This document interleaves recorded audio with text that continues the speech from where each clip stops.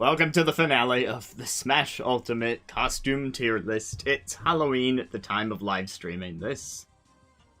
And we have just the ultimate roster left to go. So that means we're picking things up right away with a very interesting set of costumes on the Inkling.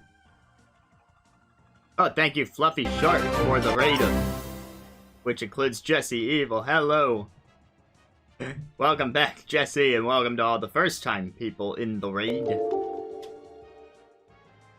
You're just in time. I literally just started. You could not have possibly timed that any earlier, because that would be physically impossible. By the laws of physics and time.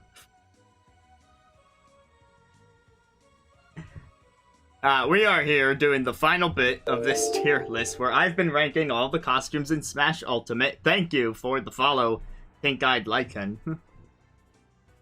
I don't always do tier list stuff, but... yes, indeed, the wibbly-wobbly timey-wimey. My OBS just got a little mixed up, so I'm gonna keep moving things around. Okay, got that back where I wanted. Sorry, the audio mixer moved on me, and I didn't like where it moved. But yes, thank you for the big and fluffy love. I very much appreciate it. Yes, so like semi-regularly I do music. You can catch up on all of that on the YouTube side of things. That includes the Halloween music stream, by the way, which is a thing that exists. I did it last week, and the VOD is there on YouTube, so that's like 40 minutes of Halloween piano. Including 5 tips for making spooky music.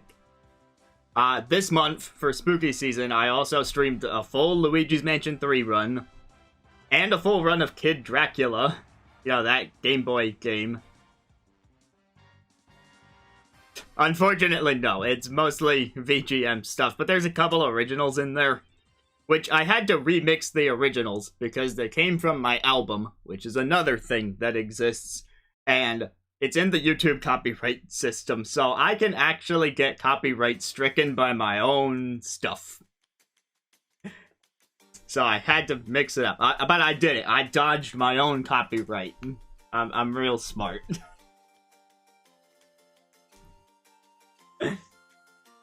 Yeah, it's fun. But, like, I kind of gave it permission to do that, because on the off chance other people use stuff from the album, I wouldn't want that. I feel like there was one more thing I did this month. Oh yeah, it was this, the tier list. So this is like the Halloween costume contest. And way earlier in the month I started doing this. So this has been split into 5 streams. With Smash 64, Smash Melee, Smash Brawl, Smash Wii U 3DS, and tonight, Ultimate. So I'm starting a bit earlier than I usually do. To get all of this taken care of. Chat, you are free to weigh in on the decisions I make that has influenced some of the rankings. Not to a huge degree, but like something that would have been bottom tier might have been second to last instead because the chat liked that one. So if you do have strong opinions, feel free to share. We're starting right now with the Inkling. And now that obviously some costumes are just straight up recolors, and in that case it's like, you know, I pretty much put it on the same tier if it's just a matter of color preference. But the Inkling has a lot more going on. There's entirely different shirts, headgear, shoes, just like in the base game that they come from. So we will be thinking about the outfit as a whole. Classic orange Inkling over there with the pink trainers. I see that Inkling Boy is rocking the high horses. Yes, I know the names of these shoes because I play too much Splatoon. Which I would stream more if it wasn't for the internet being a little wonky. Like, sometimes it's hard to stream a game that is connected to the internet. We got the hero gear on the yellow girl. This skull bandana on the boy. I believe that is the Takaroka mesh on the Inkling girl there. Is that a Rockenberg team? No, that was... Okay, I don't know all the brands as well as I would have liked. You got like the jelly shirt on the light blue. School uniform, of course. I have an amiibo that uses the purple costume for Smash, and her name is Dave the Inkling. And then we got Skater Boy. So what's been making this go a little quicker is me looking at all the costumes at once from Smash Wiki. I wasn't doing that at first. I was actually looking in-game at every individual model, and that was something. A process. But now I'm looking at all of these and I'm deciding which ones do I think are particularly bad so that I can get them out of the way first. And to be fair, I don't know that I can call any of these Inkling outfits atrocious. Or particularly bad. Oh, Jesse, thanks for the sub. That means you get 2 special emotes for that with my face in addition to that animated one that you're using there. The Halloween emotes are basically in rotation at all times because I do not have enough emotes to switch them out like Mondo does. But you get the headphone emote and the rage emote. Gotta love the rage emote. Alright, so yeah, I don't think any of the outfits are bad, actually. At least, not looking at them here. If there's one I don't like as much as the rest, I would probably say... That's tough. Now, I like the color yellow, but I don't know that I would call the hero gear the most fashionable, much as I hate to say that. Because, like, what is with the shape of those headphones? And then you're also just wearing the reflective vest. You're like a crossing guard in that thing. Oh yeah, I actually drew the pumpkin myself. That's one of the few emotes that is not commissioned. Same for the ghost, actually. Well, I guess most of the emotes aren't commissioned. But 2 of them are. You can tell which 2 are the good ones.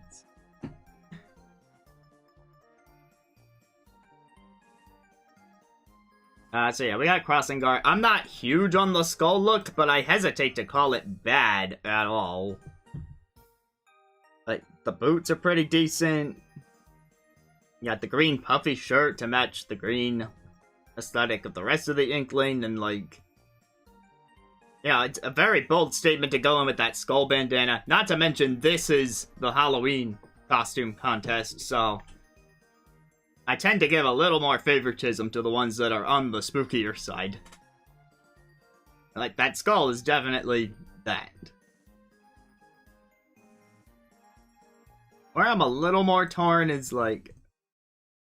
Okay, so, like, look at the light blue Inkling boy for a second here. It's a very formal shirt, but that's been paired with shorts and slip-ons, and I know that's how it is in Splatoon 1, and you don't have pants customization in that game. So, they were borrowing from that, but at the same time, they couldn't have made it a little longer like they did for the green Inkling, but, I mean, heck, the green Inkling boy, it practically looks like pants because of how high the boots are. But the skater Inkling boy also has longer shorts. So, this is the type of conversation I have with myself on a stream about fashion. I am also not a fashionista. I like solid colors, Janet, because they don't make good patterns. I swear, I look in stores, and everything is either just solid color, which is fine, or brand name here. And I'm not a walking billboard. Never really bought into the idea that I need to wear a hoodie just because it has a name on it. I also don't wear very many hoodies in general because I have a high internal temperature. At all times. Alright, so I'm gonna put the hero gear and... As much as I like the formal shirt with the glasses and the overall light blue color, that shorts do bring it down a bit for me. So I'm gonna place yellow and light blue accordingly. Again, chat, feel free to weigh in if you hear me saying something and you're like, wait, that's stupid. Yellow. Yellow is going in the yellow tier. They make it work. I should probably run down the tiers since there's new people here. Let's see. How high can I scroll this thing? Oh, only that high. Hold on. I need to move the window so you can see the top tier. Whee! Here we go. Alright, from top to bottom, the tiers go peak fashion, which has been reserved for a select few. Then we have quite fashionable, a bit more of an open tier. Stylish. Rocks the outfit. Then where I just put the yellow inkling is down in they make it work.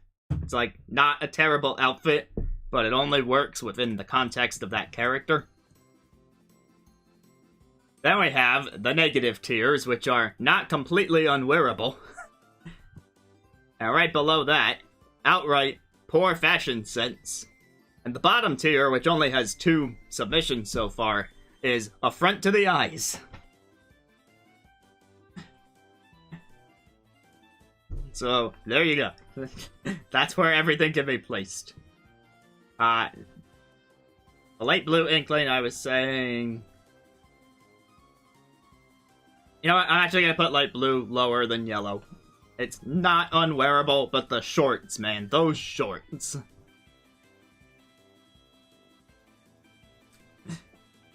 Well, only one of the Game & Watch is his bottom, and it's that horrid colored one.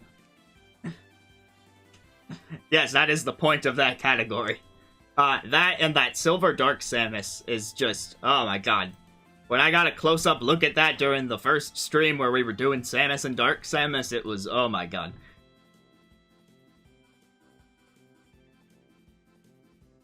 Alright, next up... Next up, I think Default Inkling Boy, because it's a pretty plain shirt. Like, that is something that I would wear, which tells me that it is not high fashion.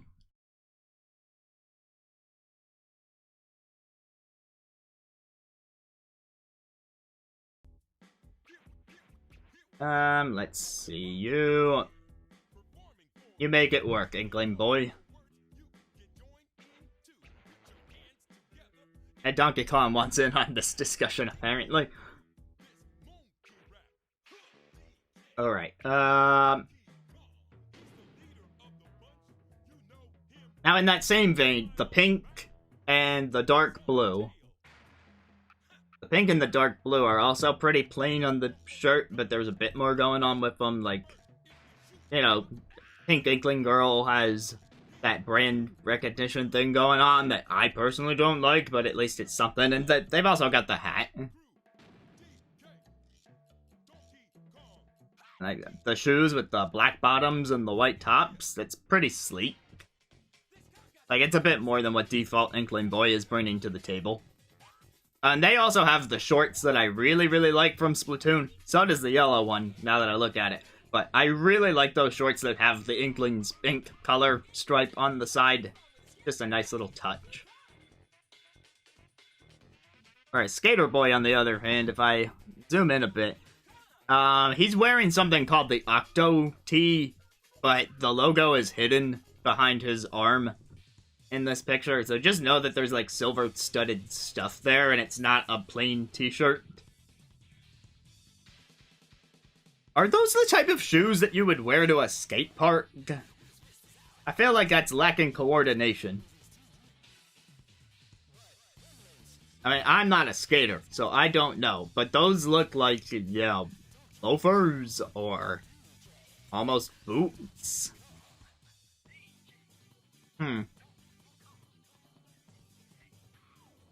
Plus, I don't know that I'd call the skate helmet totally high fashion either, but it doesn't look bad on him.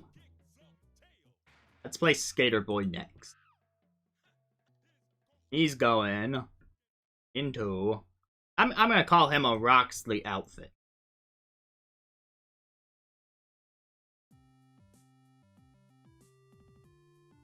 He's made a... What kind of shirt is Green wearing? Oh, he's got the puffy coat. Right, right. Yeah, that's pretty fashionable, I'd say. Maybe, okay, default Inkling Girl. Where I stand on that.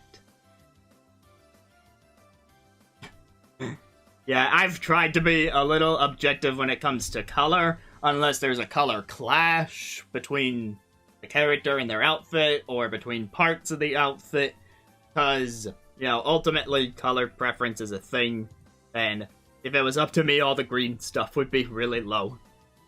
But now only some of the green stuff is low. Like, a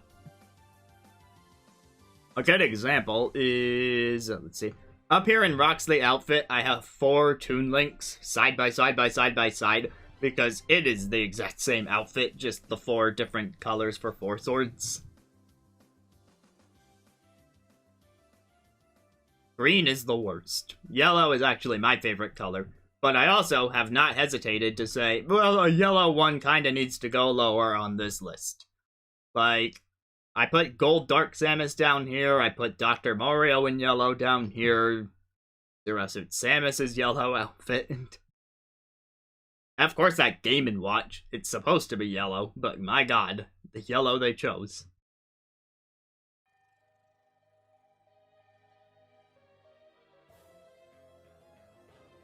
So now, default Inkling Girl has the exact same shirt as the boy, but, you know, the hairstyle has always been better received for Inkling Girl. I think that alone... I mean, we already have yellow Inkling Girl and they make it work. I'm gonna put orange in Roxley outfit.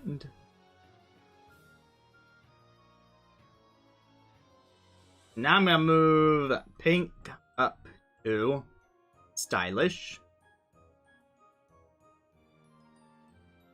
And I'm gonna put the green one in quite fashionable, because, like, there really is a lot of fashion sense going on with that outfit. And while it may not fit my personal taste as much, I do respect what it's doing. Like, there is a clear style there. And again, Halloween bias for this being the Halloween stream. That skull bandana. It just leaves the matter of... I mean, to be fair, the schoolgirl is my favorite. The schoolgirl is absolutely my favorite Inkling costume. And she's got the hairpin, the whole school coat, those very suave shoes. I mean, that's why I chose that design for Dave the Inkling on my amiibo. Question is, do I like it more, like significantly more, than Skull Bandana? Like, is school uniform peak fashion?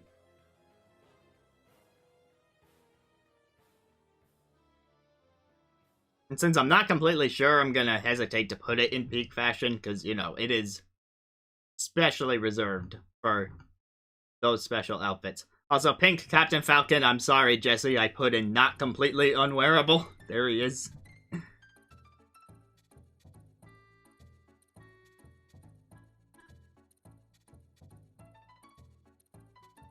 I mean, like, whoops. There are some pink things that are higher up, I'm sure. Like, plain old Kirby. Plain Kirby is quite high up. So is Peach in the default dress. And Pit's pink outfit.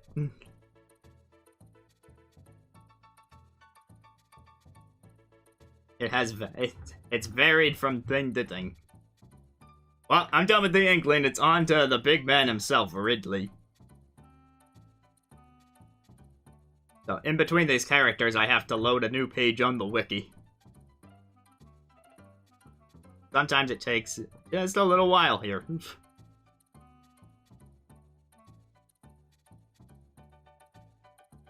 Here's Ridley.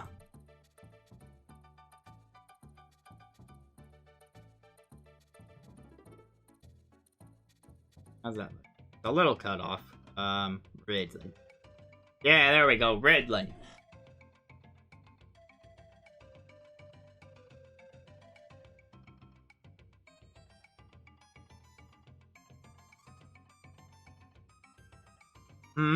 Okay, well, here's the thing.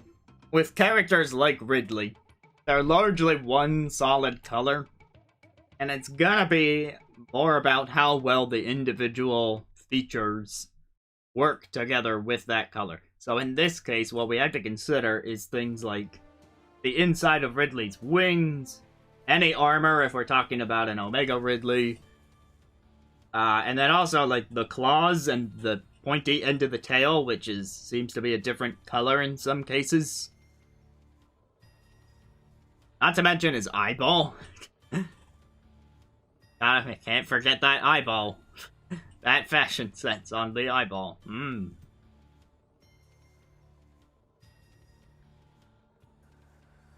Well, I wouldn't say that the coloring is too bad on the green Ridley. Because, like, it works as, like, a space creature. But it also works as a watermelon. Look at those wings and tell me that you do not see watermelon, because that is all I'm seeing. Watermelon Ridley, yeah. Watermelon Ridley, no. I make pop culture references sometimes.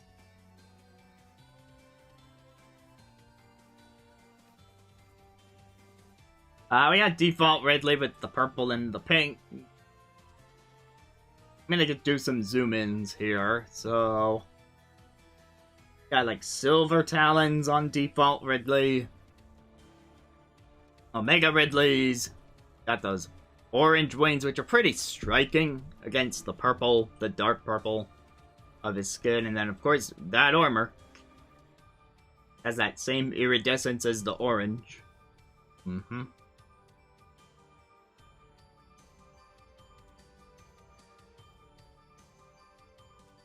Now we got...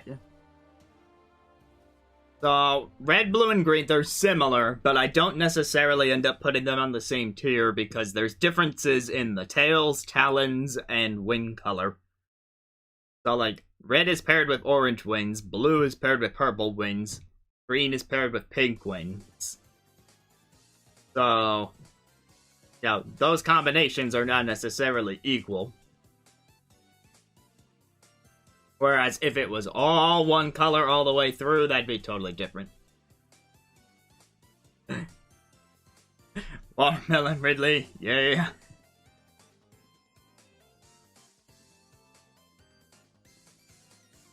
What's interesting is costume 6, where it's a lighter purple, but then the wings are a green. It's interesting, and then the talons are also green. We also have a silver variant of Omega Ridley with green wings as well.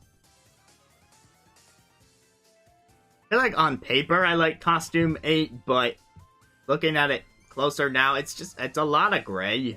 And I don't know that that green is the best complement to all that gray. In fact, I'd probably prefer Watermelon Ridley to him. Why is Watermelon Ridley a thing now?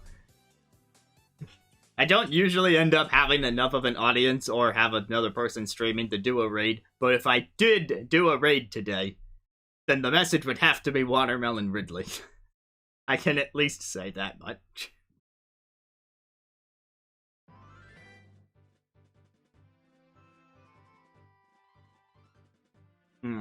Okay.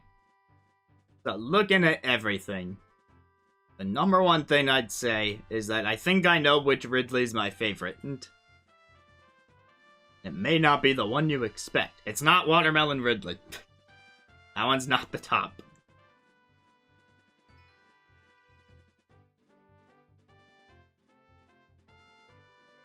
I actually think it's costume 2, like the default Omega Ridley with the purple skin, armor, and the orange wings. I mean, just look at that, especially for Halloween.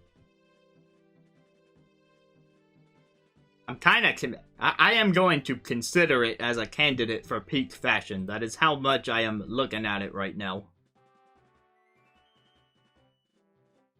All the regular Ridleys and the other Omega Ridley, they're just bland by comparison.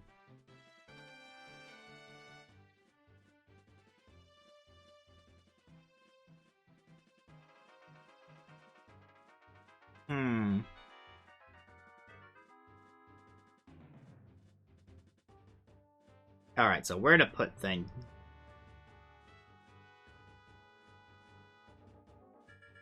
Alright, I need to take a look at these tiers here. Costume 8. Probably my least favorite.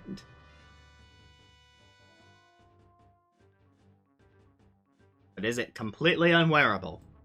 Perhaps. Perhaps it is.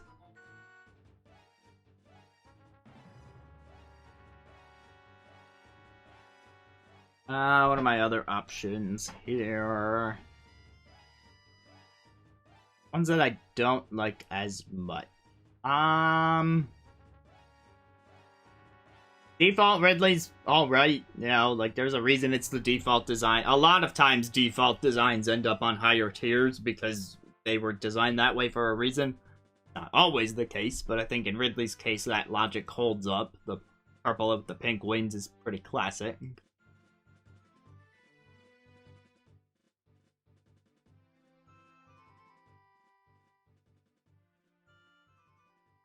Next, I would say,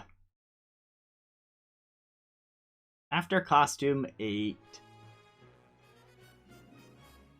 probably 6 and 7 are next up. You know, Jesse, I was kind of thinking the same thing. I feel like that would be a really good TikTok video. I'm not on TikTok, nor am I trying to be. I guess you could do it as a YouTube short. But, like, it would just be a 1 minute or less thing where you'd edit Watermelon Ridley onto the screen and have that play. I guess it would probably have an easier time doing it on TikTok because you can use licensed music. That's what I've heard about that platform. Whereas YouTube would not let you get away with using that instrumental. Granted, I wouldn't need the instrumental. I could figure out how to play it. I don't currently know how to play it, but nor have I tried. But I could try. I could figure it out.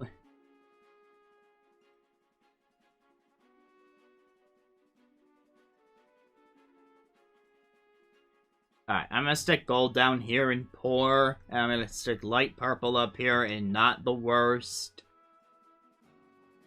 I'm gonna put red up here in not the worst. But then I think the blue-purple combination is a bit cooler. They make it work. Out of respect for Watermelon Ridley, I'm gonna give that a Roxley outfit. You can rock with Harry Styles, and the default outfit is a stylish, and then Omega Ridley is at least quite fashionable.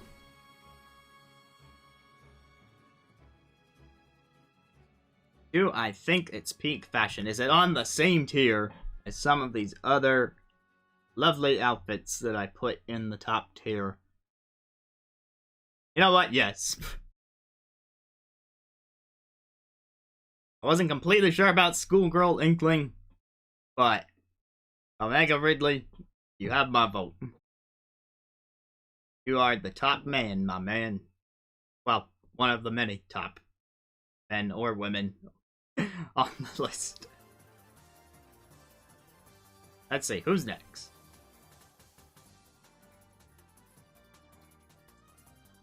It's time to... We're going full Halloween now. It's time for the Castlevania double feature.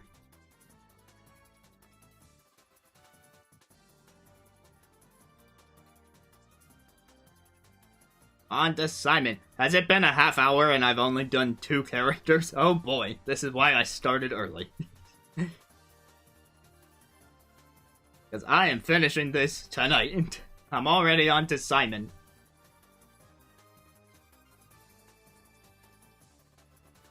Can't stop, won't stop.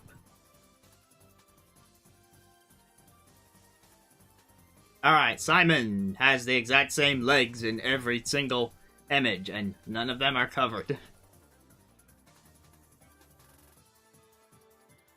A little hard to see some of the details on some of these outfits. So I'm doing some zoomies. We got his default leather with a hint of purple.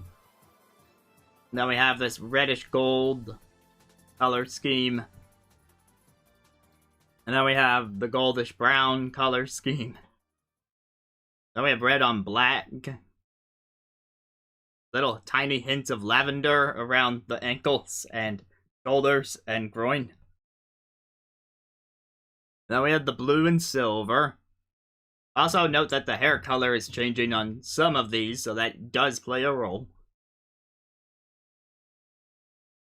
Towards the end we got purple, silver, and then red with orange, and then purple on black.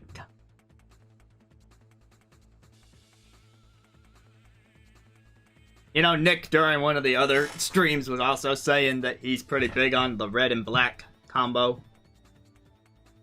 I feel like the purple hints are actually bringing it down a bit. Like, they stand out, but I don't know that I like them with the red and black. The red and black itself is pretty great. But this may be a case where less would have been more. That happens sometimes. I had to judge pumpkin carvings at my job today. And granted, it wasn't all on me, it was like a school-wide vote, but every class made pumpkins, and I had to look at those, and there was one, I only had one vote, so I had to pick, like, the ultimate best one, and, what was it, one of the pumpkins was just, it was really good, but then they added something that I felt detracted from the overall. It didn't really fit in with the rest, so I did not vote for that pumpkin, because they should have not put in that one thing that didn't fit in with the rest. I don't think the red and gold works particularly well on Simon, because, like, he's already got a lot. I mean, this is a case where it's not unwearable, right? But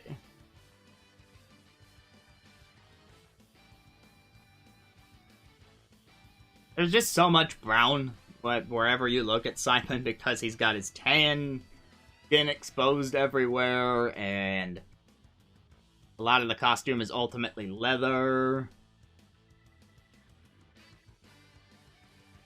I'm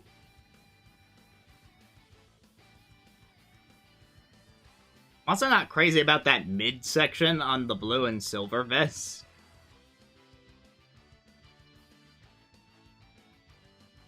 Like, it's not plain black like the first... Well, not the first one is more of a purple, but then they go plain black for a while. And then they change it to this greenish gray. I feel like that's at odds with the blue. Maybe if it was a bluish gray. Actually, yeah, there is a bluish gray right there in the purple outfit. It also gives him gray hair. They really like doing gray hair with purple outfits in Smash, huh? It's been a noticeable trend.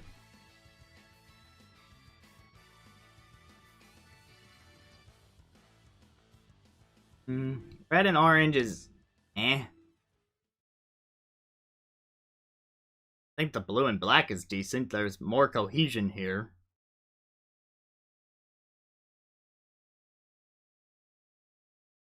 I guess my favorite costume would be... Of the 8 presented here, the one I like the best is...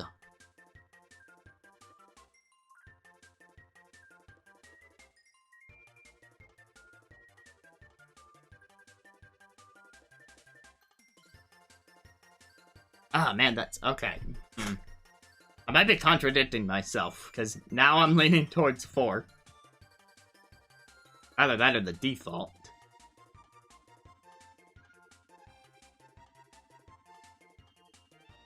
Okay, I would say that the top half of Simon costumes is default 2, 4, 8.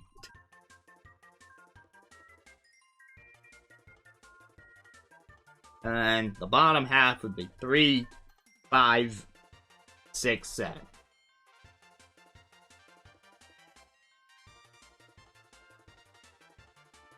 Yeah. 5 and 7 are the worst. That's where I'm going with this. 1, 2, 3, 4, 5. I'm gonna put 5.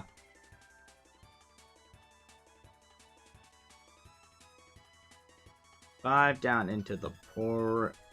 Ah, I got the zoom. 1, 2, 3, 4, 5. Oh no, I fear for my future. And for your copyright against Harry Styles, because I assume that's related. Alright, have a good night, Jesse. Well, I assume that was a good night message. That's how it came off.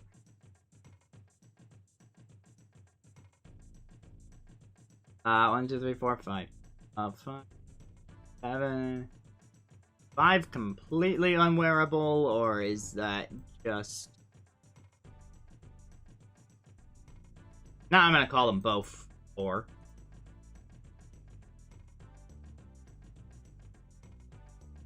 Five and 7 are poor.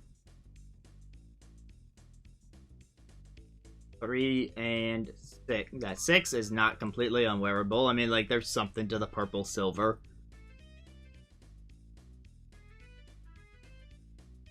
And same for the yellow on costume 3.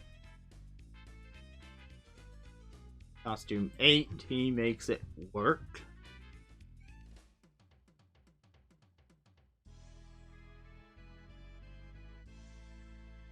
I think the red and gold can be your rocks. Red and purple can be stylish enough, but what's keeping it from any higher tier is that bit of purple.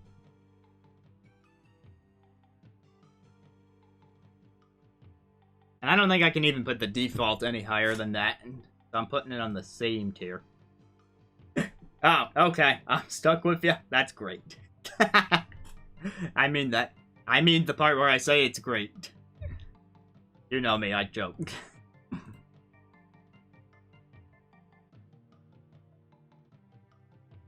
Next up is Richter. Time to finish the Castlevania. All 2 of them. Smash Wookie, please cooperate. Thank you. Okay, Richter's outfit is a lot more easier to discern, because there's a lot more solid color going on here.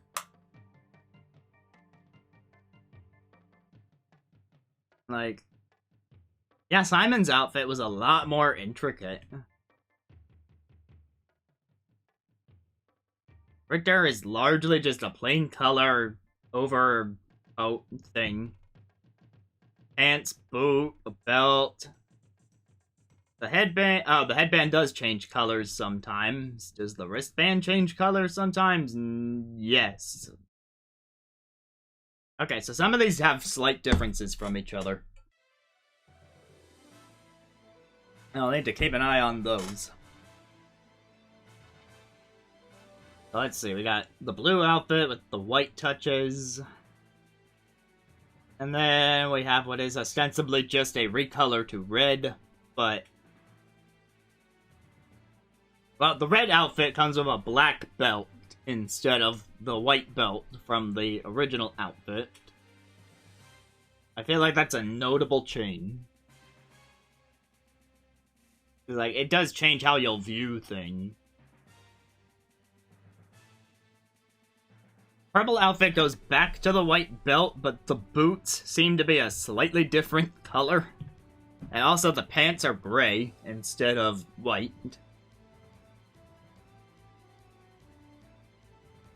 Okay, what you call black leggings with the gold, I see that as like a blue-gray. Like, yeah, I don't see that as like a pure black. I mean, the ones with the purple outfit look a bit darker to me. And then it looks like this is just a toned down blue. So I'm not as sold on the gold outfit. Now it's interesting that the gold outfit comes with a reddish-orange headband in place of the white one that had been used up to that point. Another interesting thing is that on costume 4, the trim of the outfit is gold instead of white, which had been used up to that point. there's very minor changes between these outfits that make it a bit more of an interesting case. The boots on costume 6 are remarkably different. Like, you can see this little opening in the cuff of the boot, where the boot and the pants meet up. It's a more vibrant shade of blue compared to his original default outfit. But I'd say the boots are what really set it apart. I'm kinda surprised that there's not more differences, like not a different pant color. Yeah, they are oddly similar.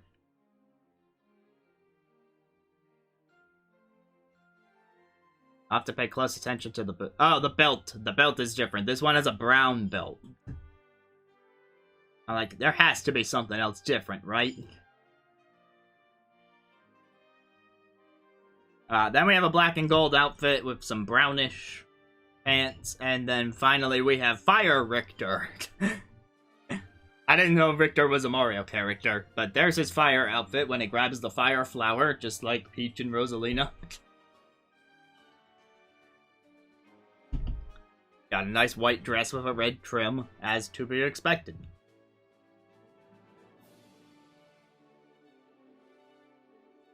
Alright. Who's the worst Richter? The one who shakes me to my very core, because the Richter scale.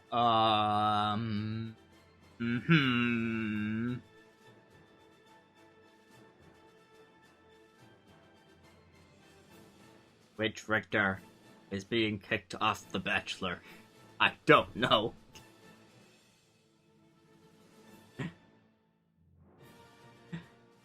Wait, are you saying green is the worst Richter because you don't like green, or is that... Or are you just like, ooh, green, I'm excited, let's pick green for a higher tier? Because when I'm looking at the outfits close up, I can't really see chat. It's a lot of windows. Green bad.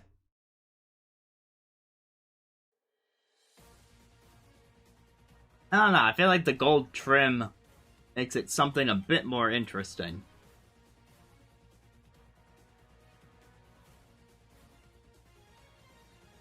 And he's almost like a Link in that outfit. He's got the brown boots, he's just ready to go adventuring. The only difference is that he's got white pants. So when he rolls around Hyrule Field, they're gonna get pretty dirty.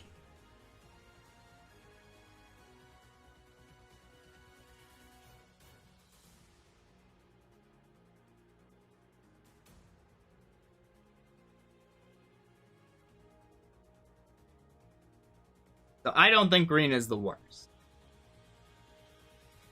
The more I look at it, the more I think that Richter's number 5 and 7 are the lower one.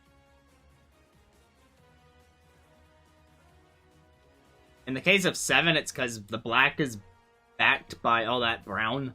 That's a hard sentence to say. And then in the case of the yellow, it's just like, those pants. Why that color of pants? Why is that the one that has the oddly different color? Probably based on another Castlevania character, and I'm not bothering to read that description, but...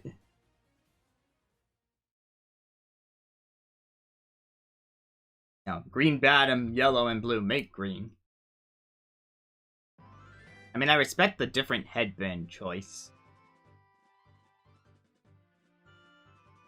I think Richter will overall be a little higher up. He's not completely unwearable. Well, you know what? No, I'll say the yellow's not completely unwearable, but the black with the brown I'm gonna put down in poor.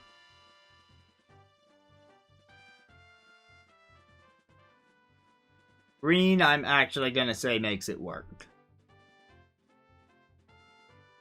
Now, as for... Where do I stand on the rest of these? There's default, red, purple... For costumes 1 and 6 being very similar, I'd say I prefer the costume on 6. It's more vibrant, it stands out, it really helps his overall silhouette. I think maybe 8 is the next one I need to place, and then the default.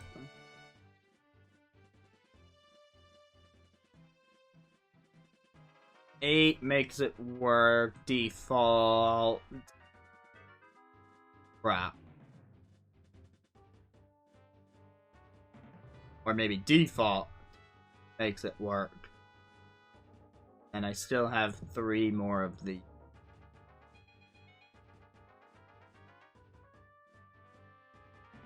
Alright, what's the best Richter between the red with the black belt, the purple with the white belt, and the black pants, and the color 6 with the white?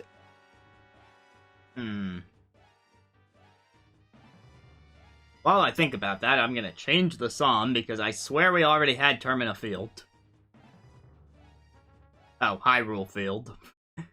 Maybe we did have Terminal Field, and now we have Hyrule Field. I put the list on shuffle, and yet I still get stuff like this. Oh, frick, I'm getting an ad. Do-de-do-de-do. Mute that. Do-de-do-de-do. That's weird. That's the first time I've gotten an ad during one of these.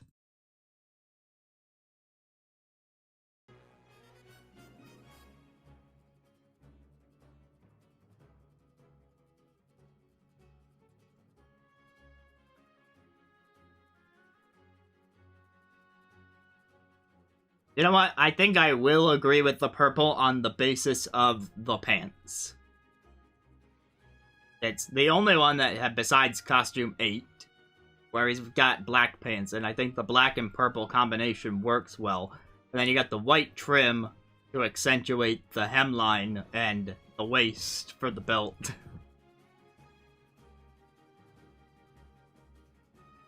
So I'm pretty big on costume 6 as well. So let's place red first.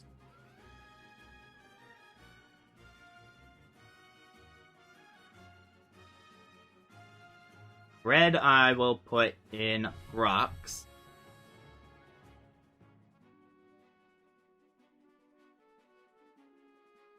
And I'm going to put number 6 up in stylish and number purple up in...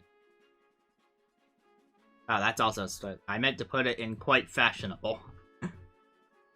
Right next to purple inkling, oddly enough. Remember, I put green inkling up here, too. Far from the only... I mean, I guess purple and green is a running trend in this upper tier. It's not all that way, but it's a lot of it.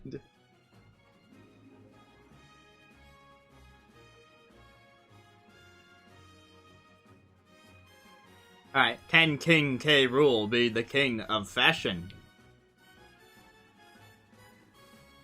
Let's find out now.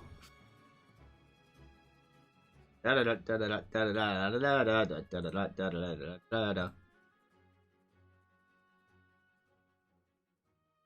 noting that in the Brawl stream, we did put King DDD's, well, one of King DDD's outfits into peak fashion. So the king has a lot to live up to against his fellow king.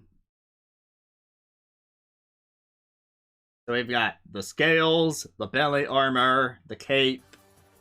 Is the crown any different between the 8 of them? Let me zoom in on that real quick.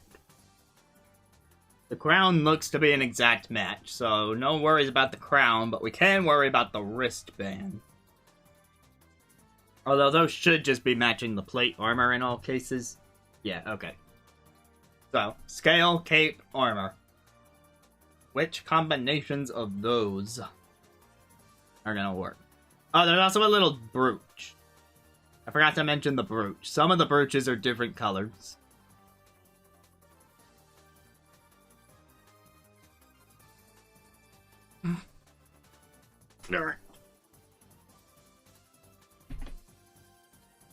Alright, as for Senor K. Rool,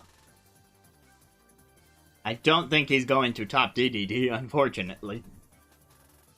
But I do think there's a couple here that are worth considering ever so slightly.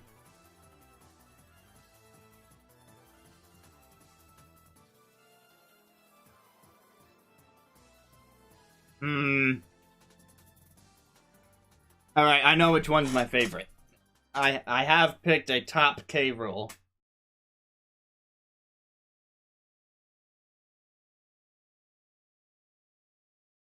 Which one is the pumpkin? Is the pumpkin number 2?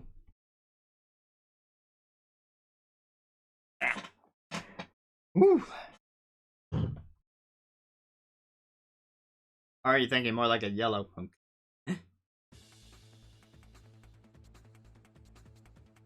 I mean, look, costume number 4 is just summoning his inner Wiz Khalifa. That's the guy who sings that Black and Yellow song. Well, I guess it's more of a rap song than a sing song, but you know.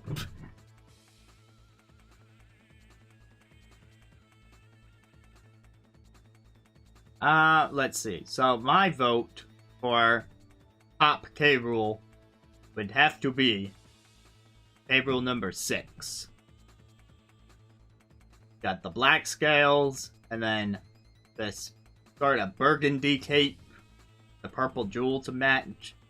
I don't know what color to describe the armor as, but I do think it fits.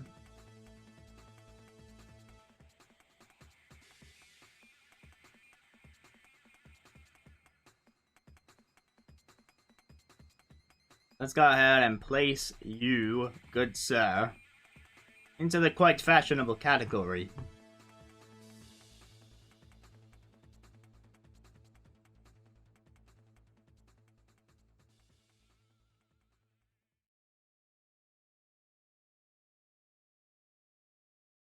Now, I mean, it's a pinkish, reddish cape on that one. Armor is like, yeah, probably like some sort of rusted bronze or copper or something.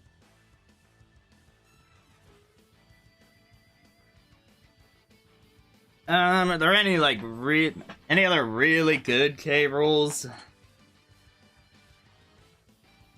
The default is a classic for a reason. I'll probably put that one a little higher.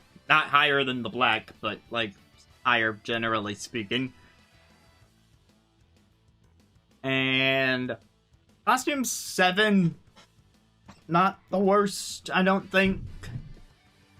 It is a green cape, but I mean, with that brooch in the middle, it is kind of like, I'm not gonna call him Watermelon K rule, but if anything, the original is more of a watermelon. He's got the shape for it. It's more than Ridley did.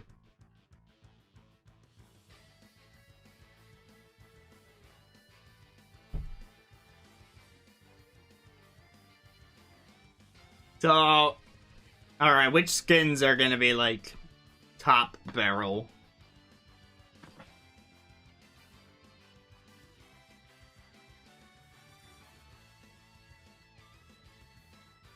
Okay, top barrel's probably 1.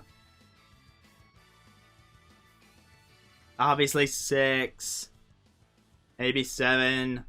8's not too bad either. It's got a winter look to it.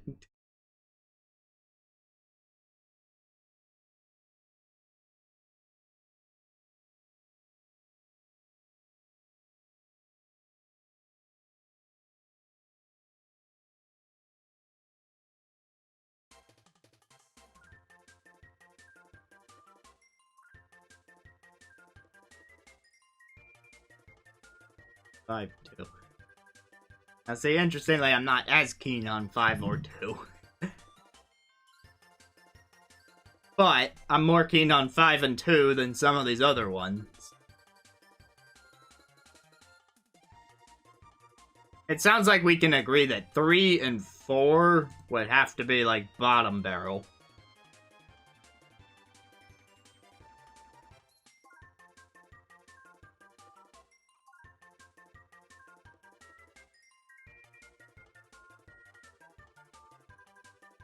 I am willing to say...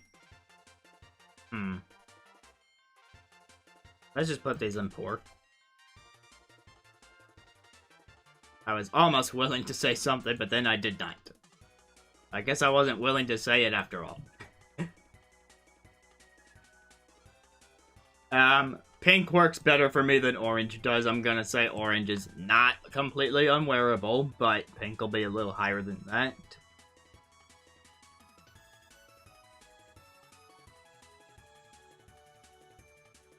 Pink, I'll put in Brock's. Default, I'm gonna put in Style. The Almost Watermelon, I'm gonna put in Works. And Winter, I'm gonna put in... I'm gonna put that next to Pink.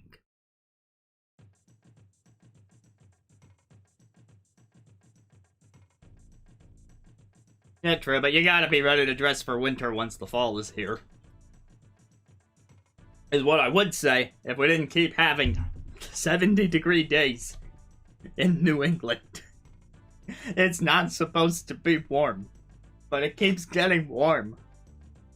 I should not be wishing for my air conditioner in October on Halloween.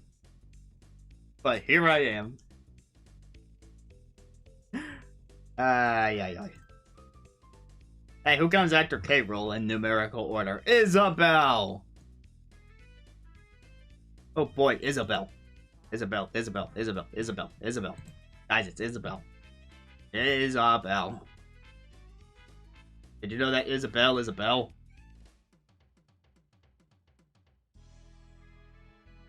That she's also the precious that must be protected. Look at those Isabels. Look at them.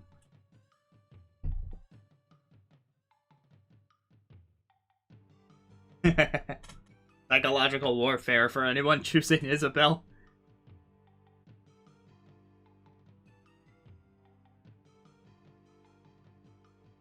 Alright. Well then. I've said, so there are takes on the winter outfit and the spring outfit. The spring outfit is the odd-numbered costumes, and the winter is the even-numbered.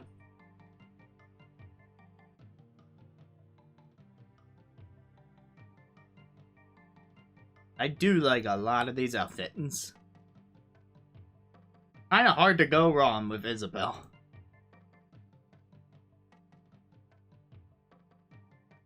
You like default winter outfit.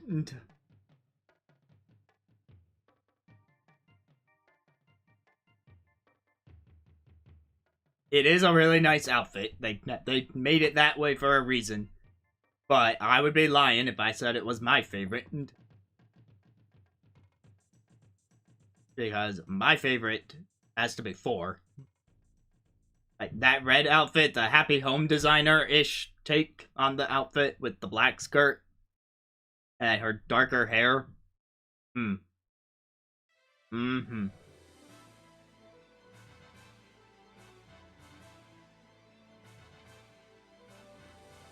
I would say the one... Okay, there's... it's interesting. Here are the ones that I question a little more. Oh, she's got a headband. How did I not notice she had a headband? I have never noticed in all my life that there's a little headband holding Isabel's ears up that way.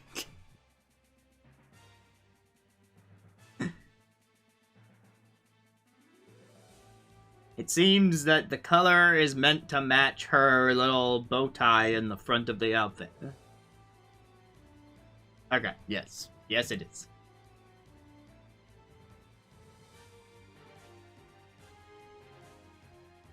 So where I start to question things is, for one, they really desaturated her ears in Costume 7.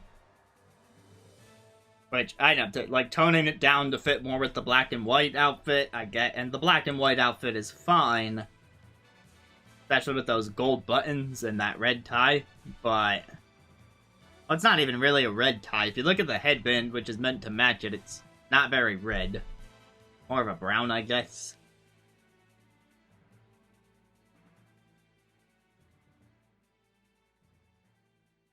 And then something about with the spring outfits on 3 and 5.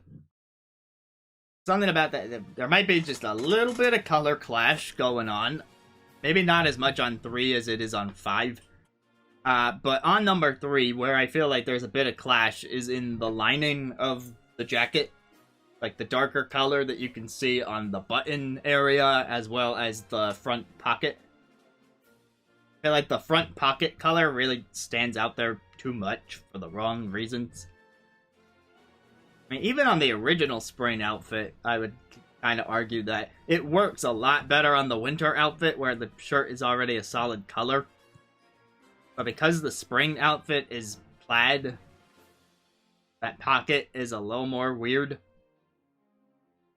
But I'd also say it's not as bad on the black and white outfit because it's already black and white.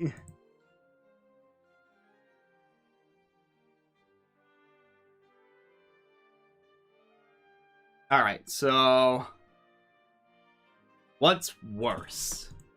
Or are they the same tier for different reasons? I'll just call them the same tier for different reasons. 5 and 7. 5, the problem is more with the color clashing, and 7, the problem is more with the hair. And the hair tie, for that matter. I really don't like the hair tie as much on that one. But, like, I'd say the black and white spring outfit is still really good. It's just the rest of Isabelle bringing it down.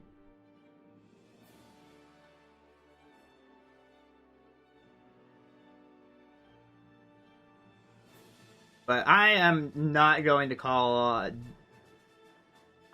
Wait a minute.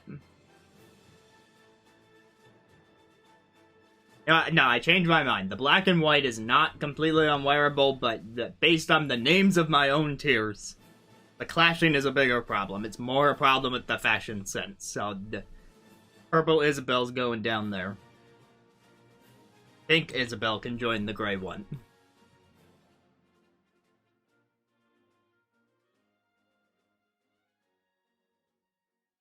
And then the spring outfit.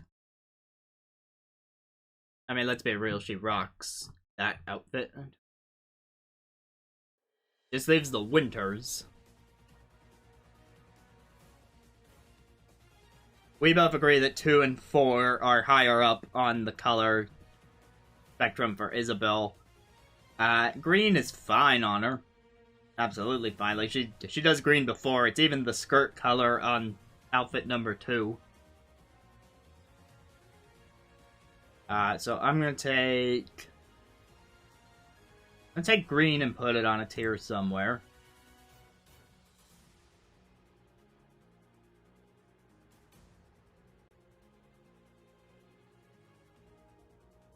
I'll say she rocks the green winter outfit in the same way as the green spring outfit. And then I'm gonna put red and light... Well, hold on. I like the red the most, though. I like the red the most, but it is basically the same thing as blue. Except the blue outfit, there's a darker... What's the headband? The yellow headband that she's got with the red outfit is subtle. And it's more of an orangey headband with the blue outfit. Based purely on headband, I'm placing the blue one next. I'll put that one into stylish.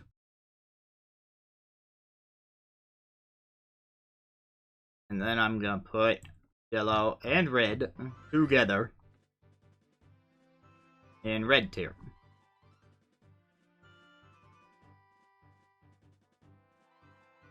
And there we have it.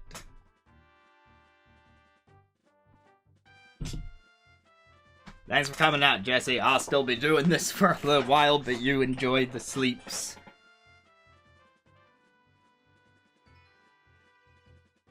Oop-doot-doot. Believe me, I will have fun, and then be relieved when this is all over.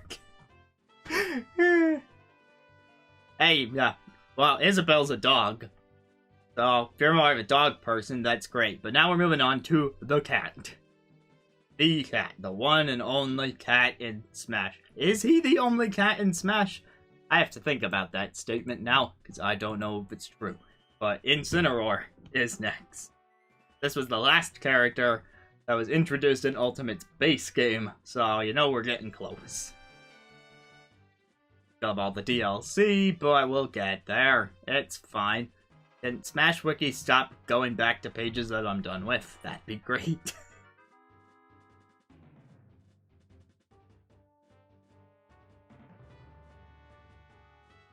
Also, 3 of Ultimate's fighters who got introduced all start with I. We had Incineroar, Isabelle, Inkling, all starting with the letter I. It's interesting. Which also starts with an I. Alright, here are the cats. Good kitty. We're really just looking at the stripes, the chest area. Like, the flame belt is the same all the way through. So yeah, just the stripes in the chest area.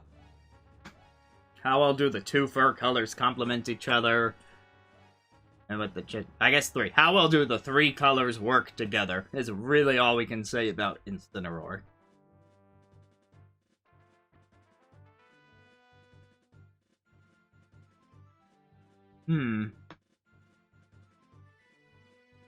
Costume 7 is an interesting scenario because the chest area is mostly black, but then you see this red. It's almost like a red gash across his chest.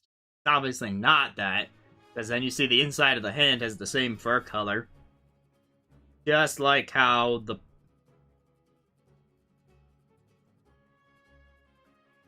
Wait, then where is that? I thought I'd found the pattern of how the hand color matches something in the chest area, but then I look at the purple one, which has a yellow circle on its hand, and that just confuses me a lot because I don't see any yellow on the main body, except for the eyes, but it's not the eyes because all the eyes are yellow.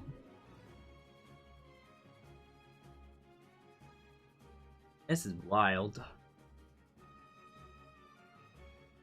Alright, red, black, and gray is pretty good together. Circle on its hand isn't too different from what we see already. Slightly lighter shade of the red.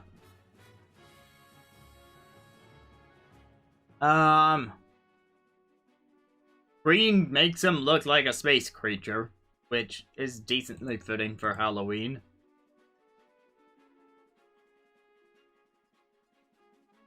Number 3's alright. Number 4 is weird. This is where the circle color on the hand starts to differ from the rest of the body. And so, where the body is blue, and then, like, navy blue, we have a purple circle on his hand, which is just like, what are you doing? Also, you got a little blue nose that you can boop. The orange and yellow just feels a little garish. And on this costume, the claw is made to match the nose and the feet and be completely... Yeah, I don't know where they got this from. It's weird how inconsistent the color changing is. There's like no discernible pattern to when they change some detail. Oh, hold on, I have to tell YouTube that I do in fact want the music to keep going, because I haven't touched it in a hot minute. There we go.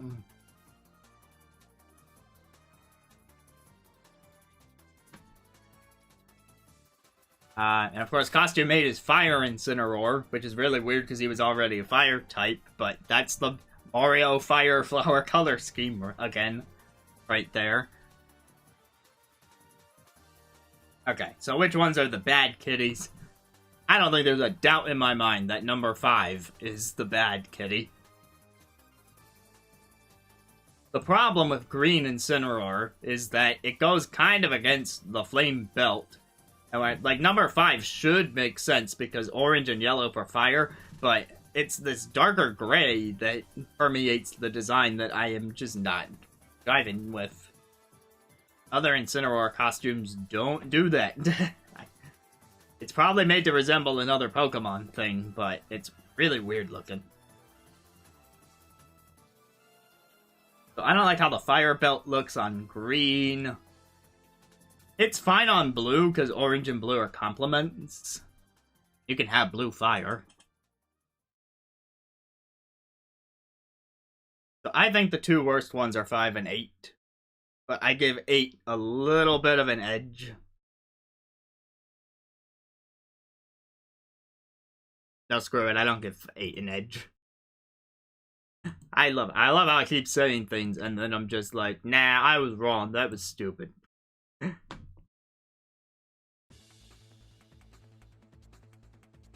I am going to boost the green up to the not unwearable tier, just because it is more in line with Halloween, as I was saying before.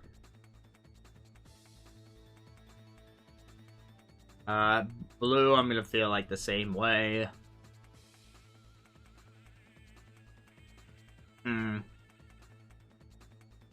Purple for Big the Cat is like a they make it work sort of situation.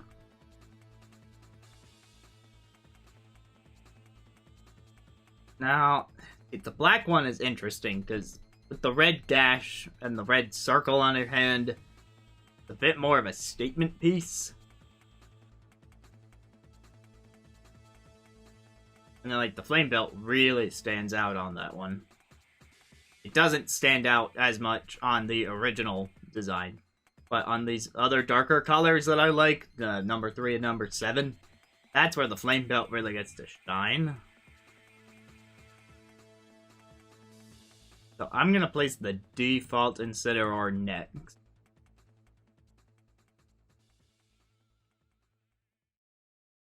But I'm in a Roxley outfit. I'm going to call the dark blue stylish. As well as Black Cat. Kind of like a ninja sort of aesthetic. Right, we already had Greninja with the ninja aesthetic, who I also put in the stylish tier, but that was more about the, bright orange ton versus, like, this is about that red gash in the center.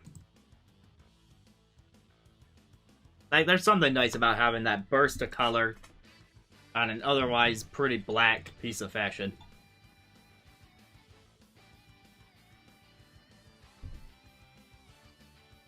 All that remains is DLC characters.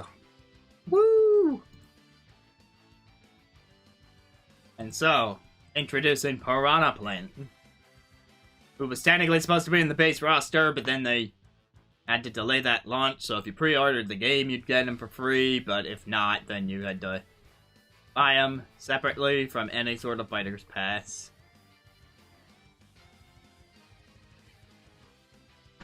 For Piranha Plant, we'll have to consider the foliage, as well as the pottery, and just the base color, I guess. Oh, also, one of the Piranha Plants has lipstick. I am just noticing this now. I have never thought about this, but look at number 7 and tell me that it's not wearing lipstick. There we go, there's the better view.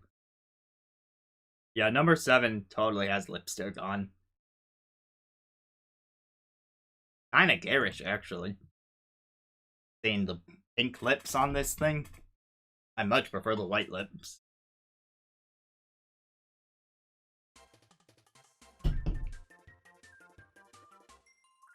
I mostly like costume number 6. It's got this holly look to it. Like, that is a very clearly winter plant. But why a yellow pot for that one? Why not give that one of the reddish pots? Like, the pot color did not matter in the slightest. It's also worth mentioning, odd-numbered Piranha Plants are actually potted Piranha Plants, and you can see a little crack in the pot at the bottom. The even-numbered are in warp pipes. Although it's weird saying that because Costume 8 is a warp pipe that has been colored brown to look like a pot. Like, there are no brown warp pipes in Mario games at present. Not that I've seen. They could have made it a red warp pipe. Yeah, that's what they should have done. They should have made a red warp pipe for the white plant to complete the Christmas winter plant thing. And then they should have given the yellow warp pipe to this guy to match the yellow leafage. Like, what was up with the decision making? I don't know. I'm definitely gonna have to say 7 is the weakest. Trying, but man, those lips. Trying too much.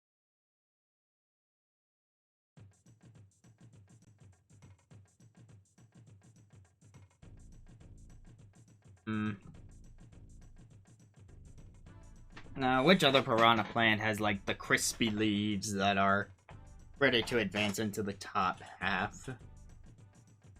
I do really like the overall composition of 4. 5's not too bad.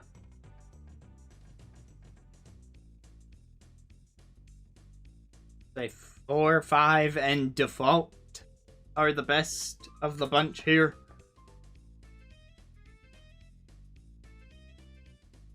Okay, time to start placing. Mr. Pink Lips, you just have poor fashion sense.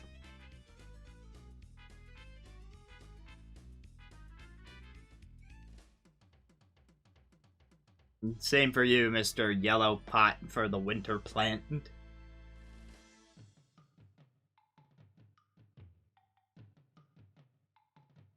Beyond that...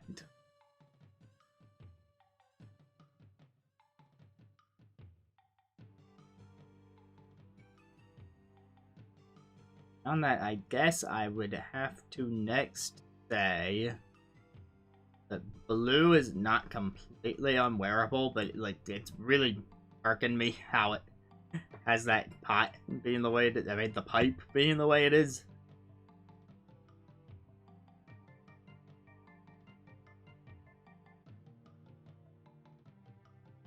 What else have we got here?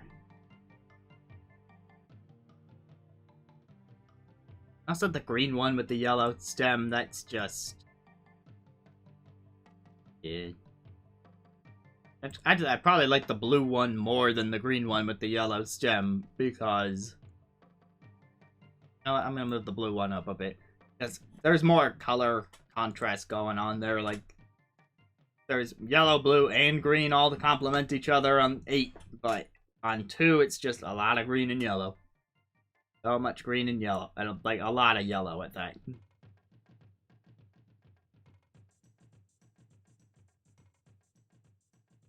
Costume number 5 is pretty plain.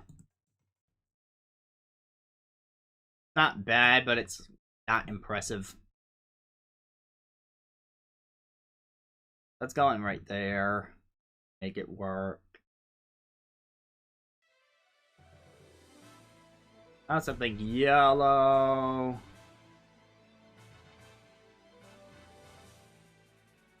Yellow's a make it work situation. Default. And pink one with the more bluish pot. That's just stylish.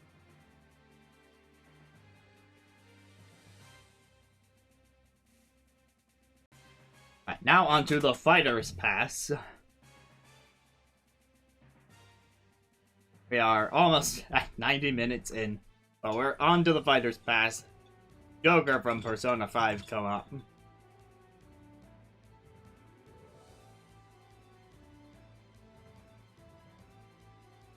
There we go, Joker we got 6 Phantom Thief outfits, as well as 2 student outfits to consider.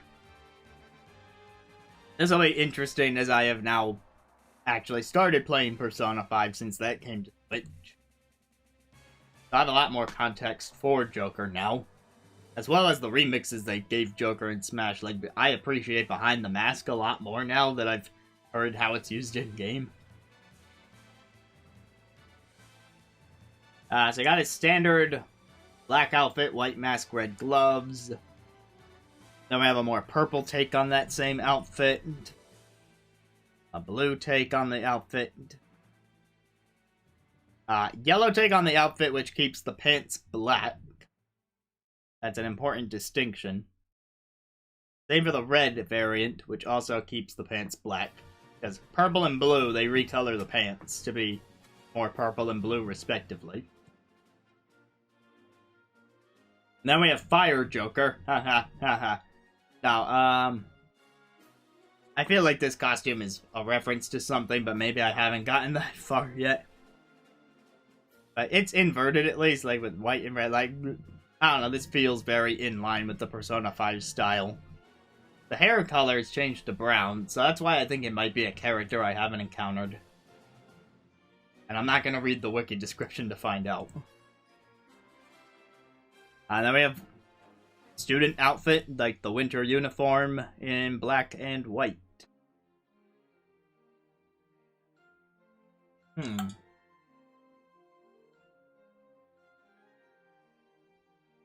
I know it's a school uniform and he doesn't really have control over what he wears, but I don't know how I feel about the plaid pants.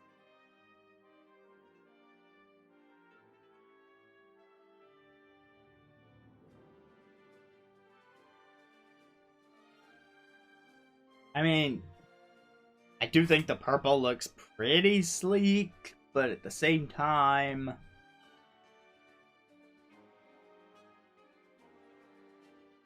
I mean, I just really like the burgundy color under the cape that goes with it, to be fair.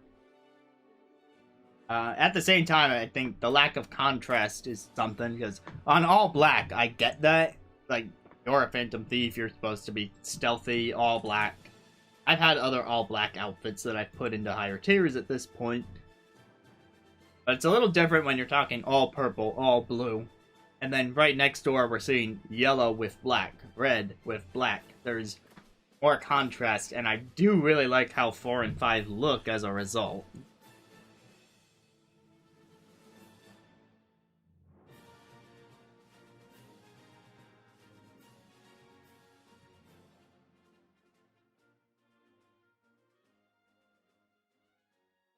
So, I would probably put 4 and 5 together because they are essentially just recolors of each other.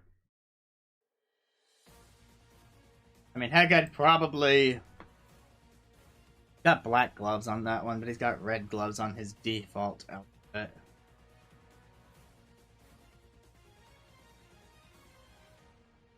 But yeah, red gloves would be a detractor here. I think the red gloves are actually keeping me from putting the default any higher than the yellow or the red.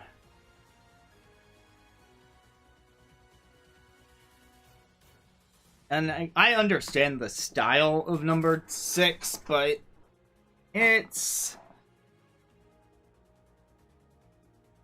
I don't know, gold on white is not working for me. Especially with the hair.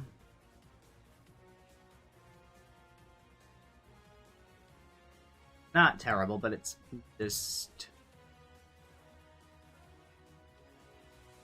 just being my tier list and all. I'm gonna say you are not unwearable.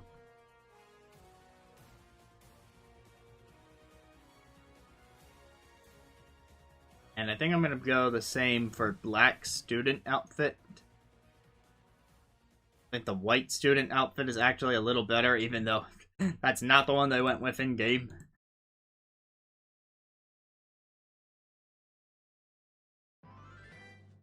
How many times is Hyrule Field going to come up on a shuffled playlist of 1,000 songs? I don't get why this is happening.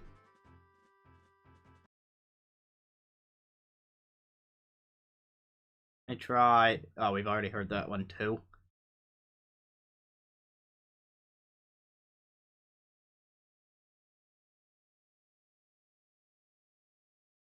Alright, here. I'm gonna manually set this if I have to.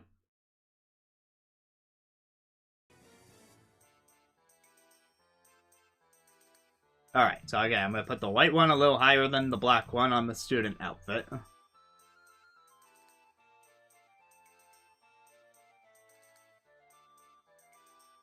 Make it work, Joker.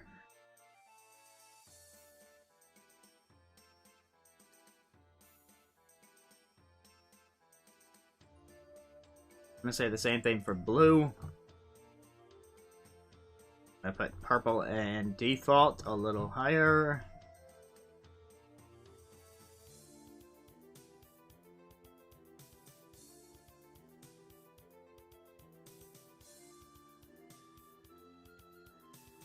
And I'm gonna put yellow and red together. Wow, I ended up doing the same thing I did with Isabel, and I didn't realize that was happening. Whoops. Oh well, my list. That's how things are shaking out. But hey, we needed more yellow and red in this tier to can't go with the purple and green.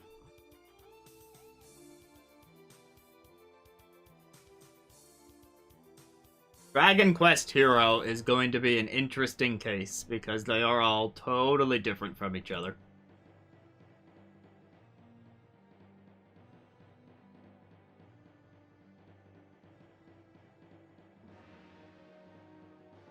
La la la la la.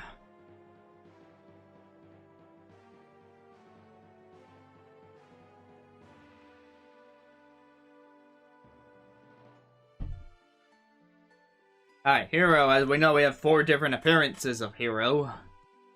Each with one recolor based on other characters from Dragon Quest games.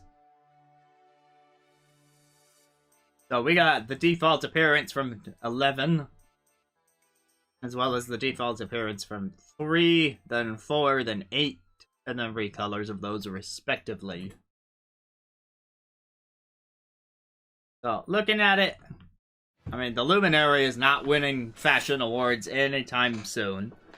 Although part of that may be where the town he was raised and the type of clothes he had access to, but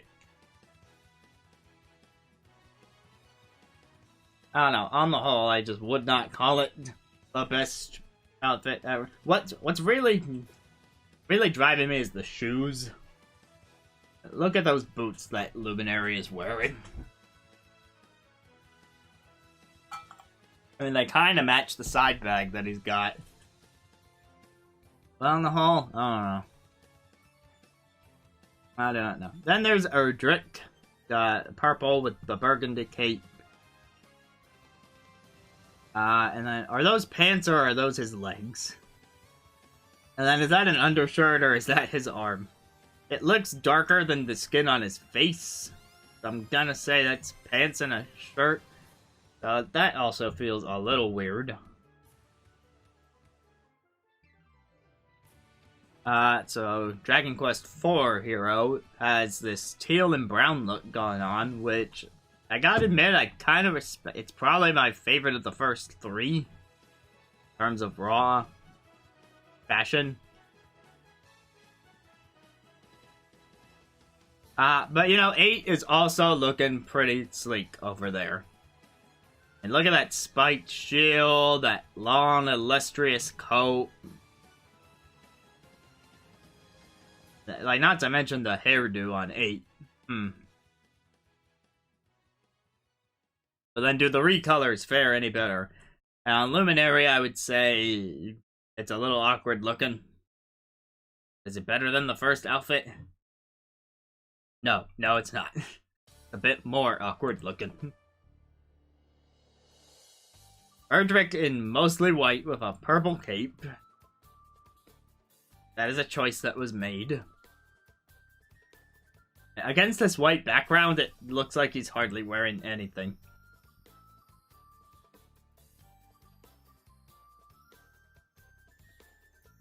Yeah, those pants are really bringing him down.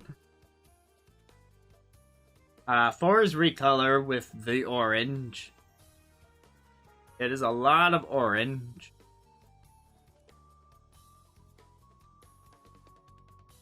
It is the same outfit, recolored.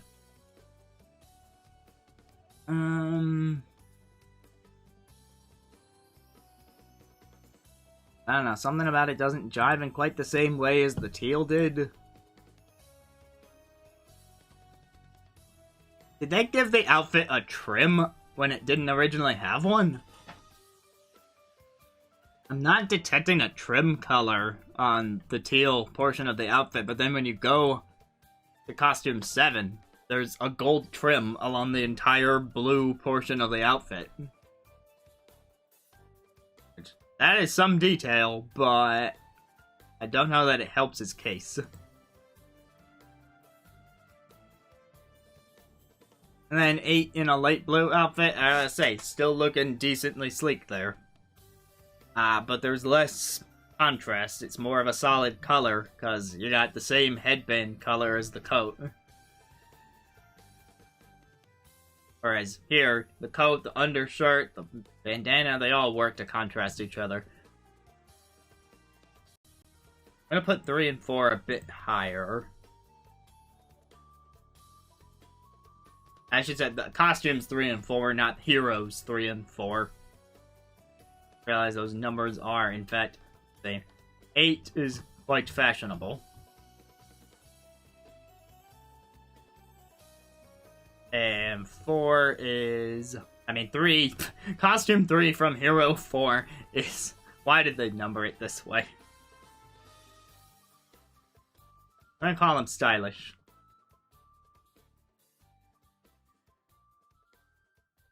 As for everyone else, I'm gonna call light blue 8. I'll rock the outfit.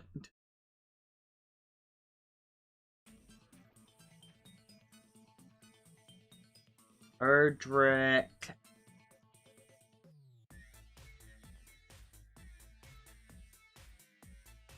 Erdrick default can go. Erdrick default can go with that light blue 8. Default luminary with those shoes makes it work.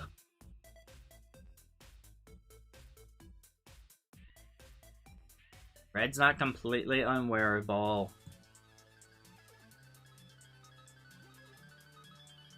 Put purple Erdrick with luminary. Then orange 8. That's where... I mean, not 8. Orange 4. Costume 7. Whatever. Numbers are meaningless. Numbers are completely meaningless now. I will say not totally unwearable just for the fact that they are compliments. And like... I don't know, it's kind of Goku-esque. Goku's design works for a reason. Alright, the dynamic duo of Banjo and Kazooie. Now, we will have to consider them together, part of the same pair. This is not a Pokemon trainer situation, because you can't switch between them. They are always together. So, one could bring down the other, theoretically. Work with me, Smash Wiki.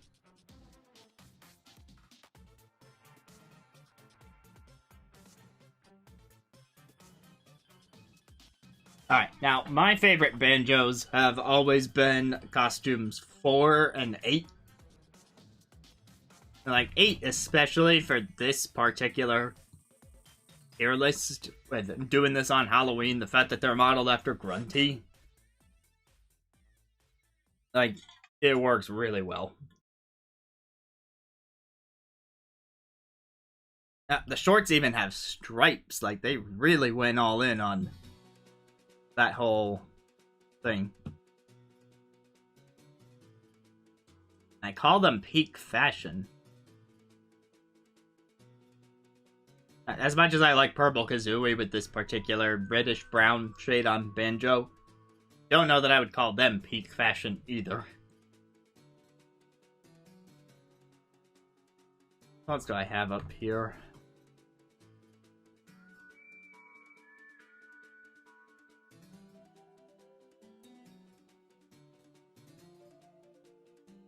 I'm gonna do it.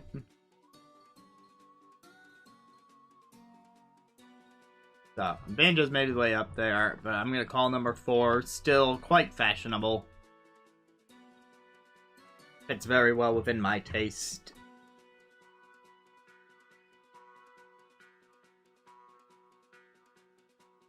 I'd say black with blue Kazooie is the next one that's, like, pretty good.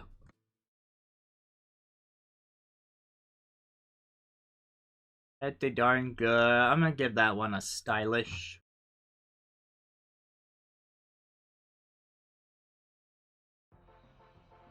Kazooie's red appearance in costume 7 is a little weird. Why the bright yellow shorts? Okay, there's also a lot of yellow in costume 6, which I don't fully get. Banjo being more of a polar bear in costume 5 is decent. Actually, I don't mind Kazooie's look on pink Banjo. I guess Banjo usually wears yellow shorts, but I don't think that works so well when he's blue.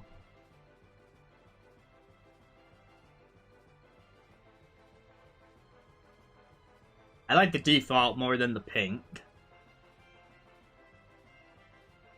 And I also like it more than any of the other ones I haven't placed yet, so I'm going to place the default now.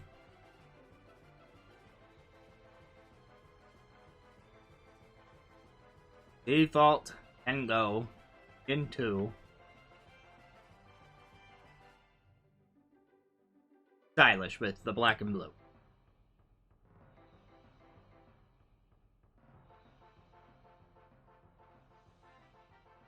Then I'm gonna put myself in Jesse's shoes and think, well, Jesse would probably like this one. Because it's pink than that shade of orange. Which I do think Kazooie looks really good in that. I'm gonna say they rock the outfit. I'm also gonna say that about Polar Bear Banjo. Kinda like buggy. Blue and red can work, and golden is just give me poor. And there we go on that.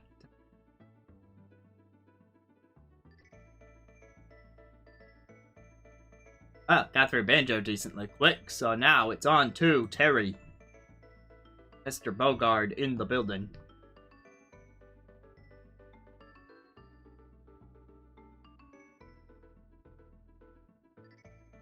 Oh, lots of shirts and pants to consider here.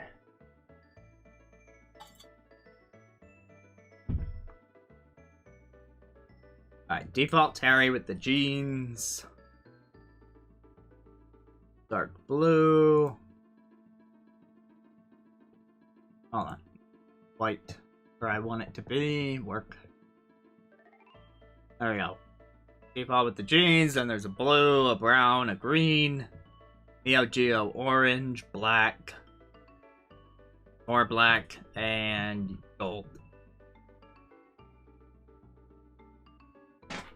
Alright, my favorite Terry combination has always been that Neo Geo hat with the slightly more vibrant vest and the light blue jeans.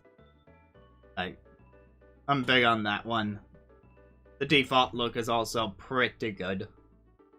Like a more toned down version of a Fatal Fury instead of Neo Geo.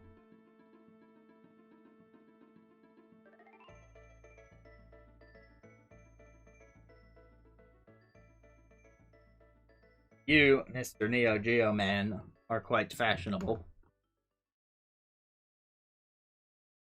You, Mr. Rogard of the regular variety, are still quite stylish.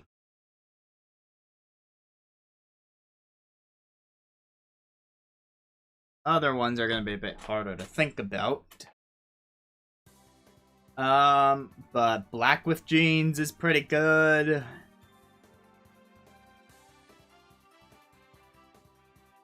I like that. The Garo look is also pretty good. This is one of the better yellow outfits that I've seen. It's got this hip-hop sort of aesthetic to it.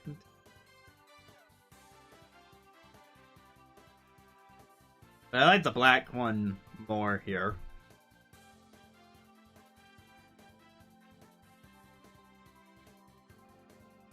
Which black one is that? first one.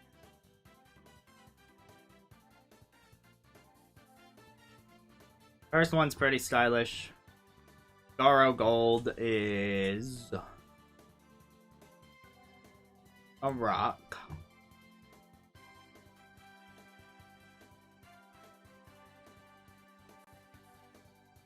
A rock. Any other outfits? I'd say I need a closer look at 7.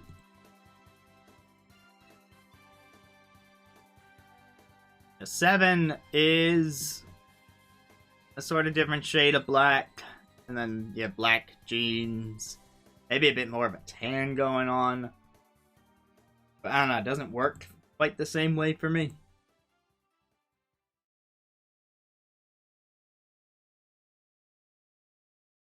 So next up I'm going to place the blue one.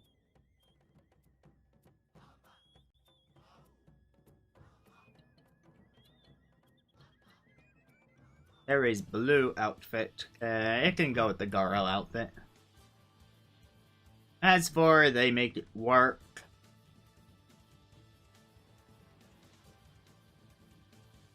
the brown they make work.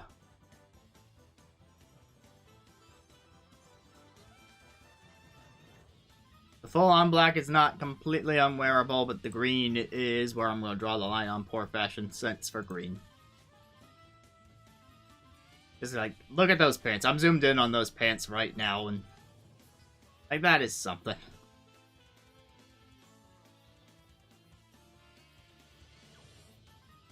Alright, the final fighter from Fighters Pass 1 is Byleth. Byleth comes with many interesting outfits because they are all 3 houses characters.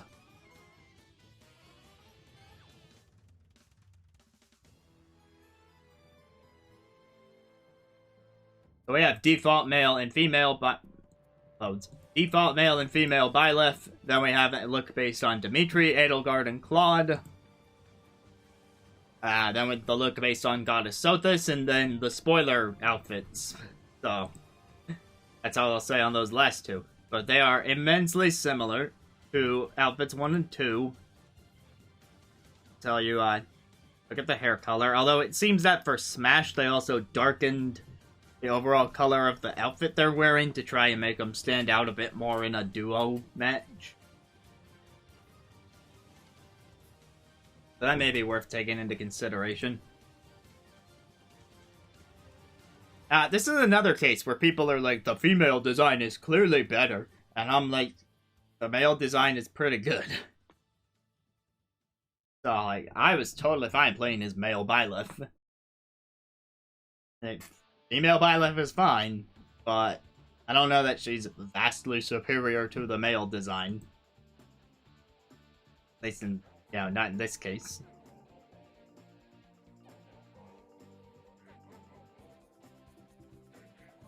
Alright, now looking at the 3 colors of the outfits. So the default is this black with some hints of pink and gray. The hair color has always been very striking on the default, how it's this teal sort of look.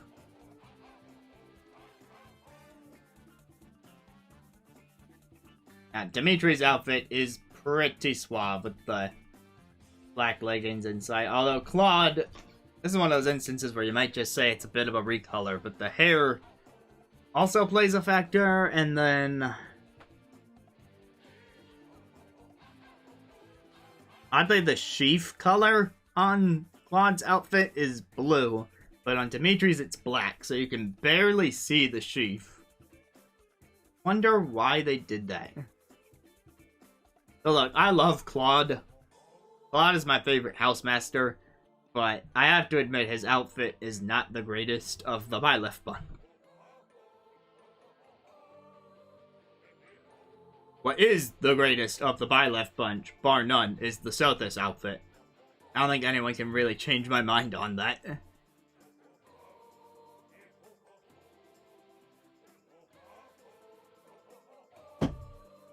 So I'm just gonna go ahead and place that now.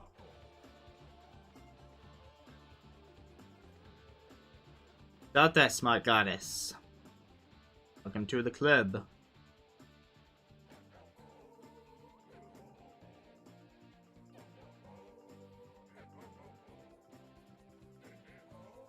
Alright, now, we have to admit that both Edelgard and Dimitri outfits are quite fashionable.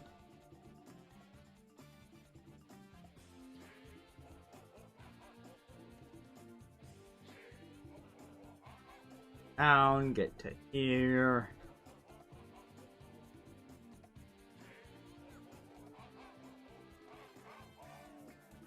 Alright, now I need to look more at 1, 2, 7, and 8 because that's where I'm gonna have to make some more complicated decisions. Odds going a bit lower.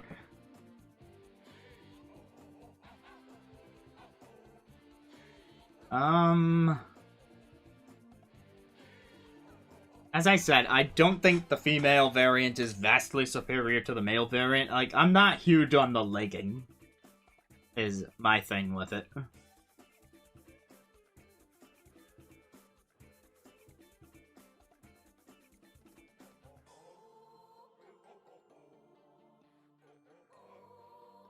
I'd probably put them on the same tier, though.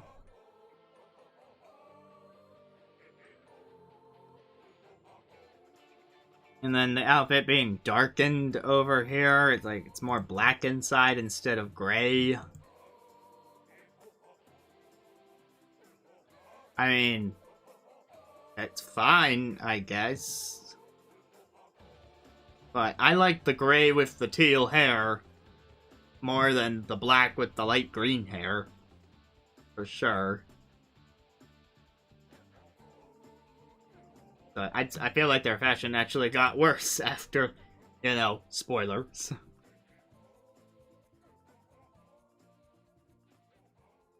I will say the defaults rocked their outfit.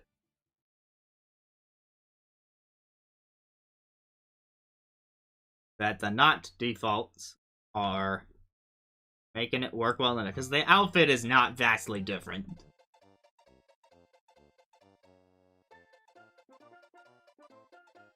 Now, would I say Claude is not completely unwearable, or just outright? I can't do that to Claude. It's not completely unwearable. I respect Claude a bit too much for that.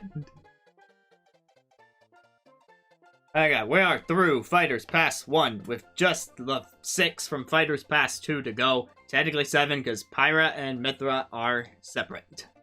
Oh boy. So we still have a little ways to go. I'm gonna do a BRB. And then we're finishing this thing. So, stick around.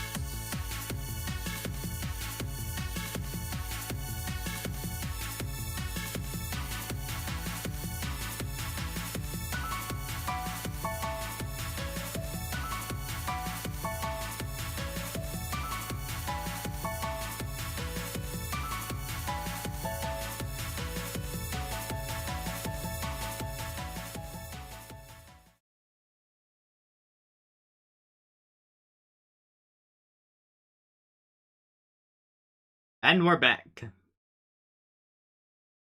Now let's get this show on the road. This is the end of the line. Fighters Pass 2 is all that remains. Next up, from Nintendo's own, Min Min.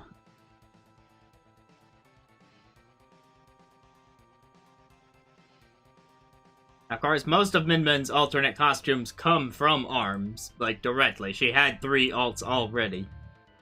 Why did it reload by left? I clicked on Min Min. The Smash Wiki needs to work with me if I'm gonna survive this. But then they had to invent 4 new alts for Smash, because there's more alts in Smash. That is how that works.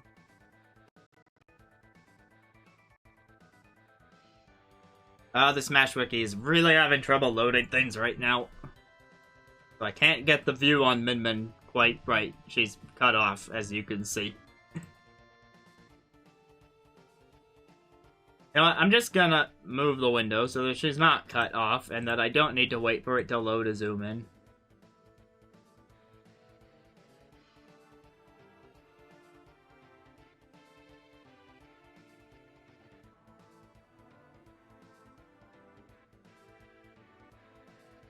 There, that should fix things.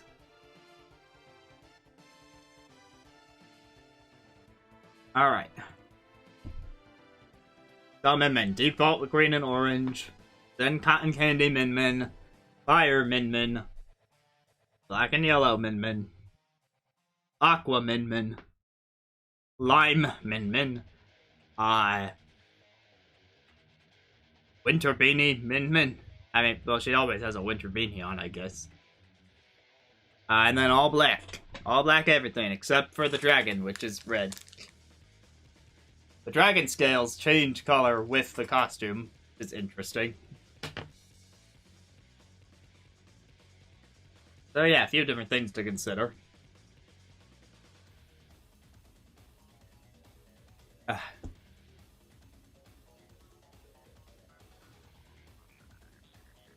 What I need is...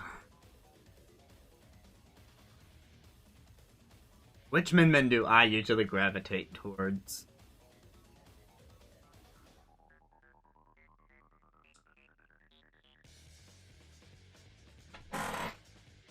So I will say I think there's something to the default. But also 3 and 5 are pretty decent. I'm not huge on Lemon Lime Min Min and costume number 6. I also don't know that pink is her color. Like, just looking at everything else. Yeah,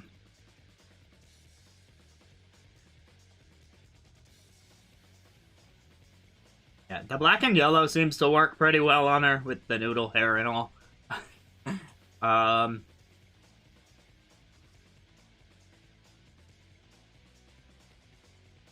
Yeah, I think with the red outfit, especially, I like how the skirt is more white with a red trim, and then...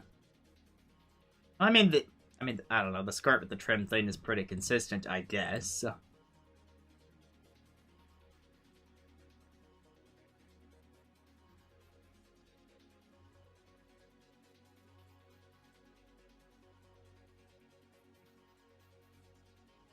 Yeah, I'm pretty into 3, 4, 5.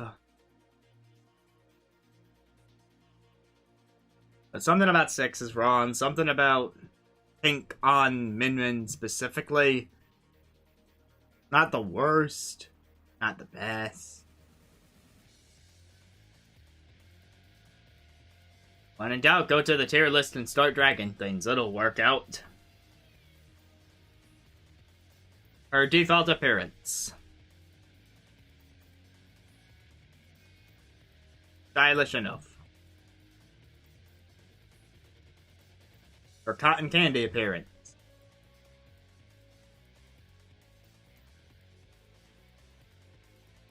Makes it work.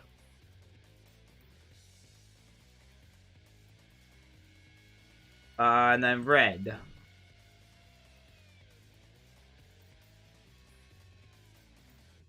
Quite fashionable. black. I'm gonna argue that's also quite fashionable. Right, there's no major difference between... Nah, they're basically... Okay.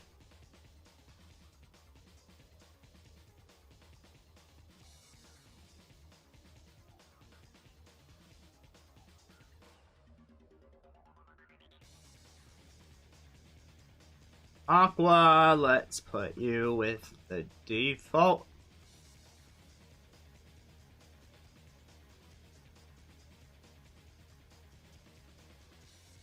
Nah, actually, the one thing about the Aqua is that there's a lot there, but I still think she rocks it. I'm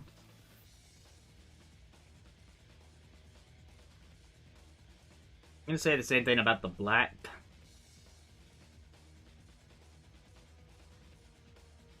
For pink, make that work decently.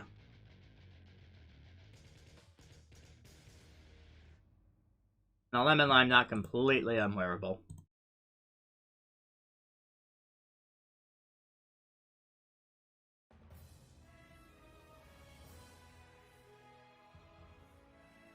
I believe Steve is next.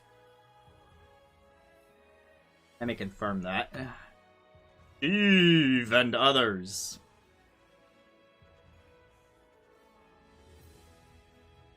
So many tabs. Okay, scroll. Scroll to Steve. Scroll to Steve is where I leave. Scroll to Steve. Steve.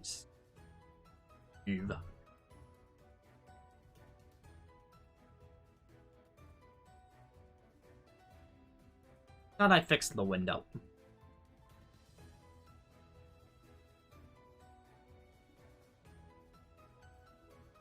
Oh, shoot, I just... I deleted the window somehow, because it didn't understand what was happening anymore.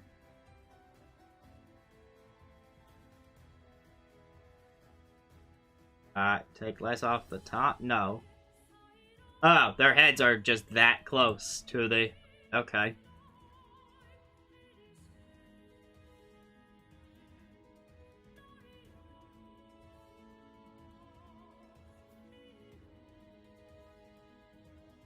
Well, that's as good as I can seem to get it, so we're gonna have to work with that. So, Steve's a pretty plain guy. Alex at least has a belt.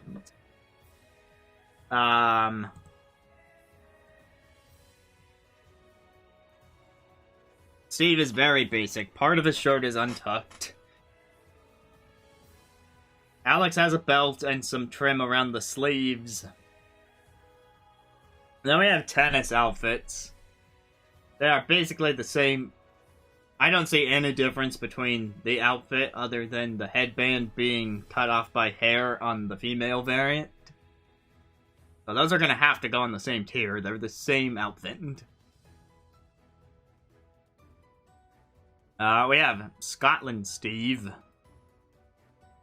Farm Alex. Zombie, who is wearing the exact same outfit as Steve, so they'll go on the same tier as each other. And Enderman, who is naked. I mean, he's got the thinner legs.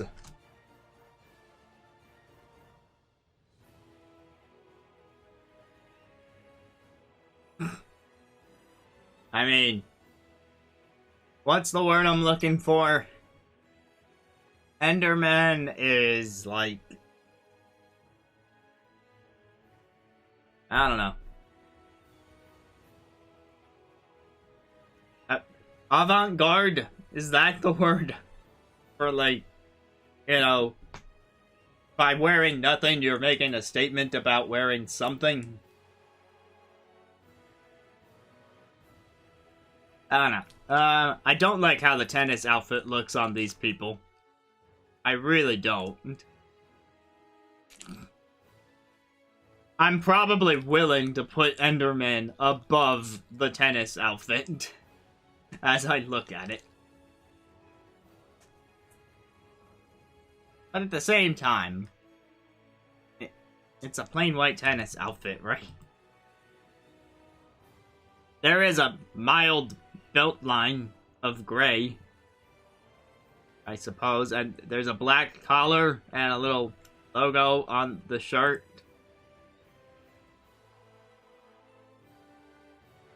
Yeah, whoever decided on a shirt and tie with a kilt is something. Maybe that should be the lowest.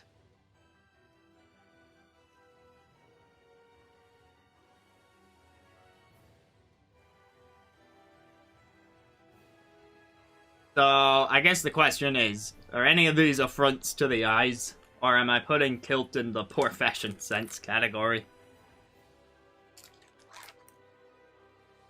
While I think about that, I'm unwrapping a nougat candy. Boink. Nougat.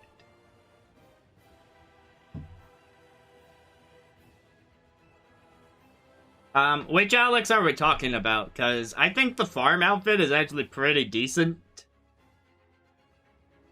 I do think that outfit number 2 is also pretty decent because of the belt.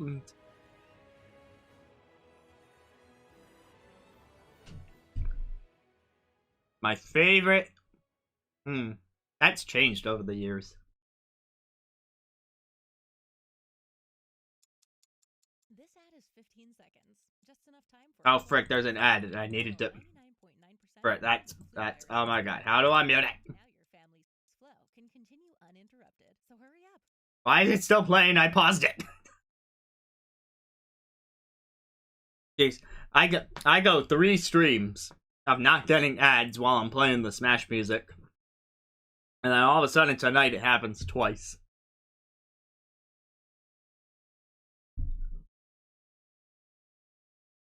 So...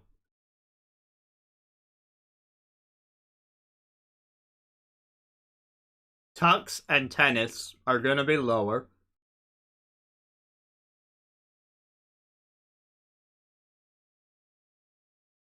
Is it weird to say I'd probably do Tux and tennis, then Steve and Zombie,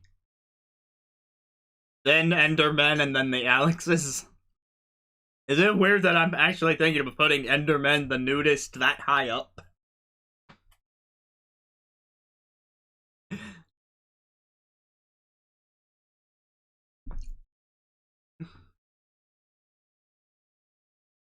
Alright, Tux's poor fashion sense. The tennis outfits, by definition, are not unwearable because that is what you would wear if you were playing tennis. Good job, Steve and Alex. But you do not make it work. That outfit does not work for you, so you have to be in this tier.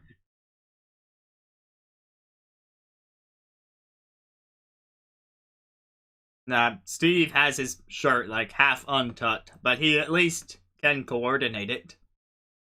So he and the zombie make it work equally because it's the same outfit.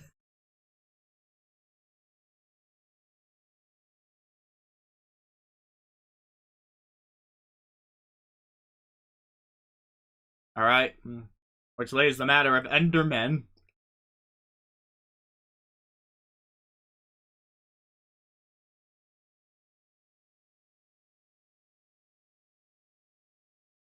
Who I could also say makes it work. Or I could say he rocks the outfit. I mean, he just goes around wearing nothing. It's pretty bold. Calling that stylish is probably a stretch.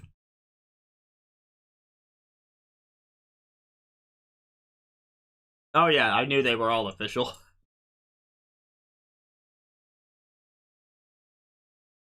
Now, the Swedish style is a bit more flattering.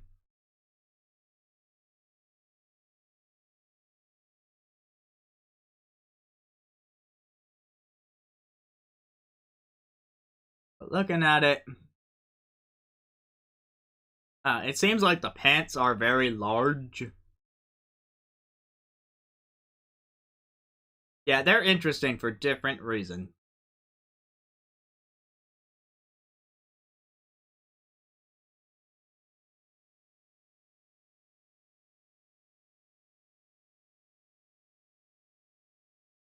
Okay, Alex, for actually thinking to wear a belt and a multicolored shirt. You're going in stylish. But your Swedish variant, I think I'm able to put that in quite fashionable. Because there's quite a bit going on with the outfit. And it is tied together nicely. But even on this blocky aesthetic that Minecraft has, it's not like the tennis outfit does not look great, but that outfit,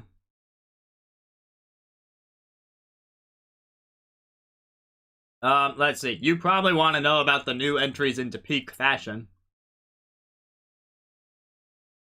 So recapping, starting from there, I put Omega Ridley, Gruntilda Banjo, and Sothis Byleth into that category.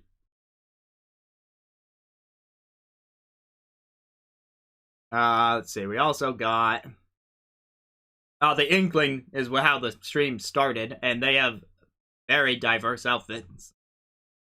And what I ultimately ended up settling on was Schoolgirl and Skull Bandana Boy being the highest of the Inklings, but not quite in the peak fashion tier.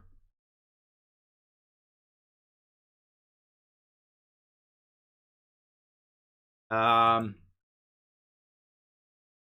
else was important? I did some Dragon Quest Hero as well. Ultimately had 8 as the most stylish one. Not the 8th costume, but the 8th Dragon Quest Games hero. You know, the one with the hamster in his pocket and the bandana.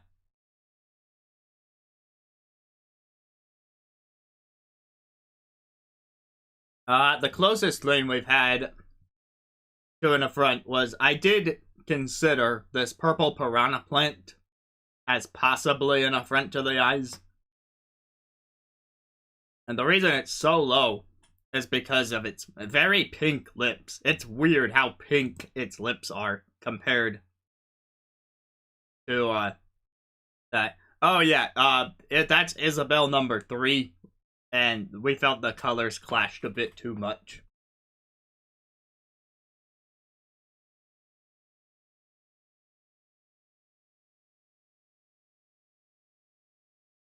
Alright, one more bite of this candy and it will be gone.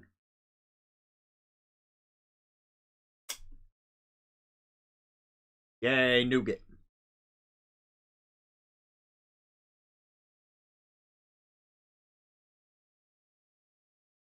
Oh, there's one more thing you should know, though. It has nothing to do with being a particularly high or low tier, but there is a Ridley. Where'd I put him? There he is. There is a mid-tier Ridley. It's very green, but when you look at the model, the wings are this bright pink. So we have now named him Watermelon Ridley. And that may spawn some memes from some other viewers in the near future. So now you're in on that.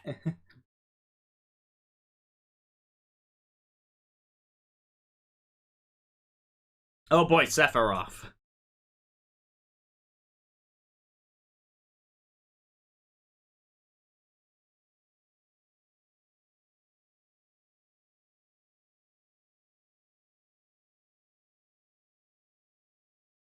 Should I sing the thing? I'm not gonna sing the thing.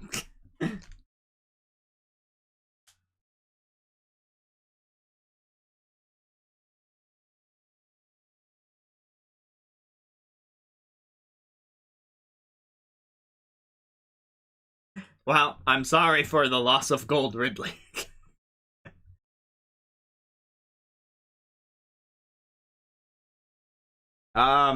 Oh no, we have the cloud problem all over again.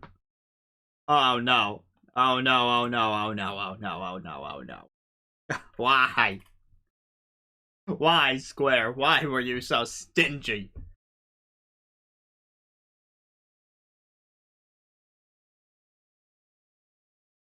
I'm gonna need to zoom in on this. So, default black Sephiroth.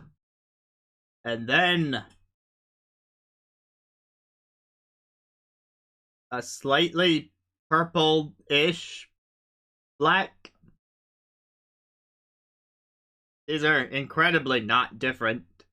Oh, the hilt of the sword is brown instead of black. Genius. Everyone will notice that difference, Square.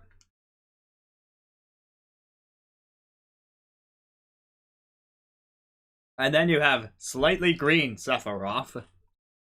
Brown Sephiroth. Not to mention, black Sephiroth went over so well we needed to have gray Sephiroth. Then, like, an actual blue Sephiroth. And then finally, shirtless Sephiroth, black and brown. Credit where it's due that the shirtless ones at least stand out. And that the pants are noticeably different. Sort of. Maybe not from a distance. I don't know.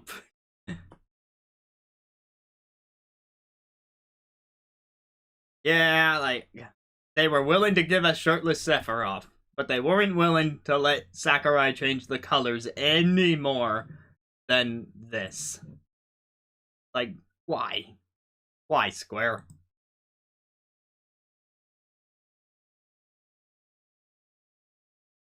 Okay, so, being frank, I think a lot of these are going to be on the same tier as each other, because they are just that damn similar.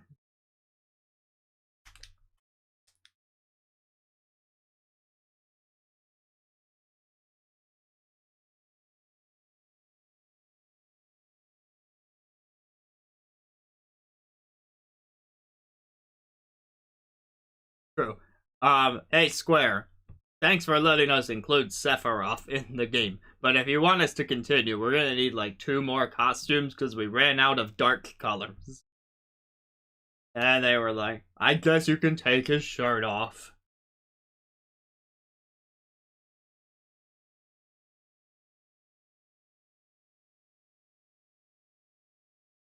Okay. If any of these, I would say that 4 and 5 are not great. I don't know about the brown color on him, and the gray is just so much gray. His hair is gray. His wing is black, which is a shade of gray. The sword is gray. He's gray, you're gray, I'm gray. Are there any other grays I should know about? Meow. Now I want to hear Sephiroth act like a cat.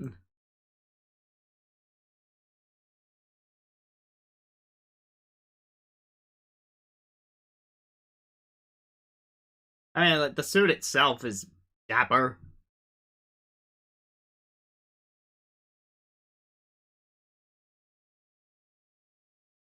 I'd say default, probably. Default probably is the highest in my book.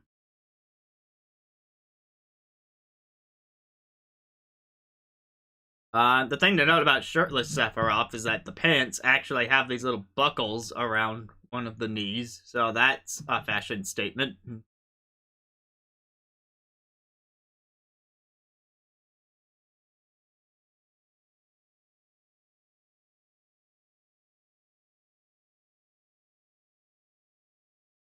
And when you look at all these icons side by side on the tier maker list for Sephiroth, you can... I scrolled him off screen. You can mildly make out the color variation from the collar. But that just shows just how similar these all are. iPack. That's a good one.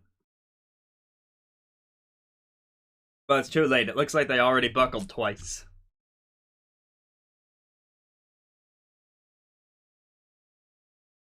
I feel like Sephiroth does chuckle. But I don't know. I haven't played Final Fantasy VII.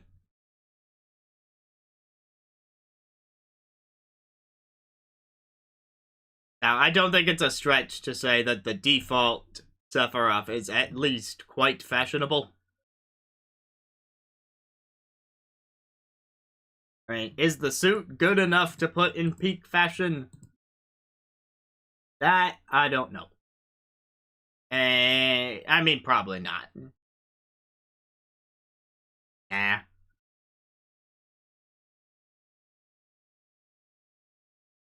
The default is quite fashionable, but then we get into the knockoffs, the Sephiroth knockoffs, the knock Sephiroths. There's some sort of joke you can make about Sephiroth and knockoff. I'm sure. It's not coming to me right now.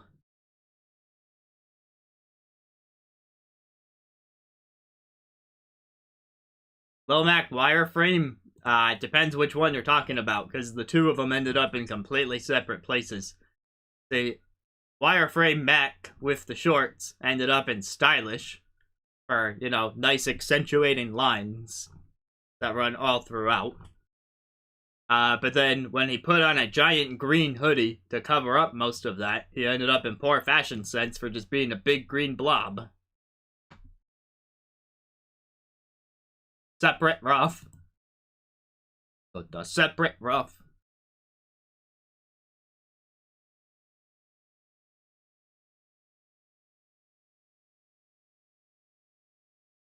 Like I said brown and gray are probably the weaker colors on him.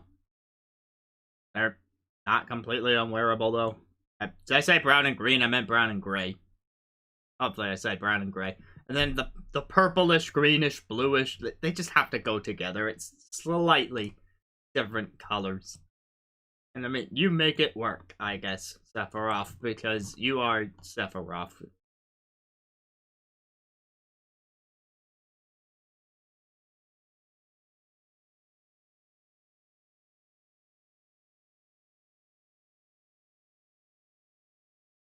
Just they are shirtless, too. So we got the black pants and then the brownie maroony pant. The black pants probably suit him a bit better in my eyes because of the gray hair.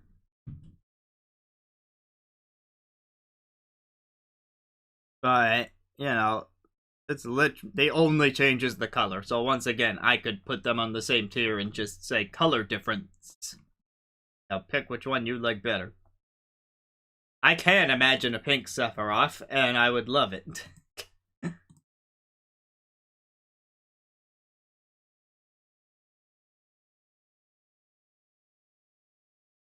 I think that the appropriate tier for shirtless Sephiroth is rocking the outfit.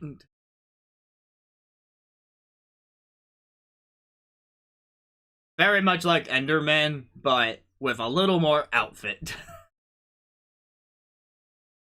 I mean, it's similar logic.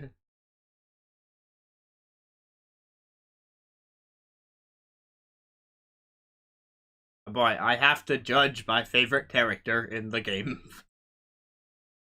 Or rather, I have to judge both of them, because we are judging Pyra and Mithra as separate beings, just like we did for Pokemon Trainer. Any character that can be switched has its own separate listing here.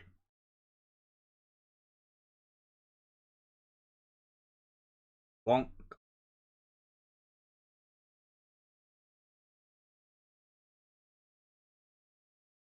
Which part of that was possibly sarcasm?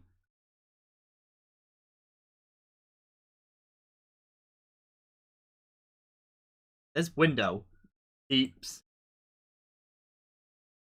save more off the top, and then you a bit more. Maybe it's varying by character.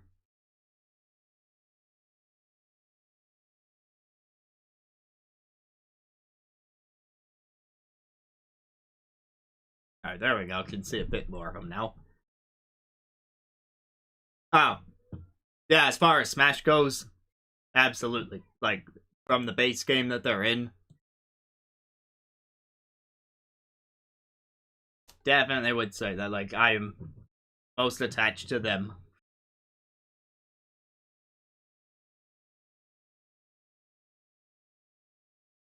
Alright, we got the default looks. I know them pretty well. They are different in some ways from the Xenoblade base game because they had to be covered up a bit more for E10. And so, There are actually a good number of people who will say that Mithra looks better in Smash because of the Black Titans. I don't know which way I fall on that. Also, full disclosure, I like Mithra more than Pyra. In a general character sense. We will see how I feel on a design sense as I look more closely at these guys. But we got default, we got spoiler, we got we got flipped around where they're dressed as each other. We have Nia, and then supposedly this outfit is based on a hoodie that Pyra wears at one point. Which is just a weird thing to do a whole color based around.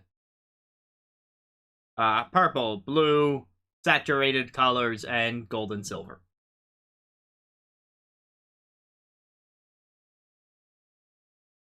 So, let's see here. Yes, I should start with either one or the other, and Pyra's first on the list, so let's just look at Pyra.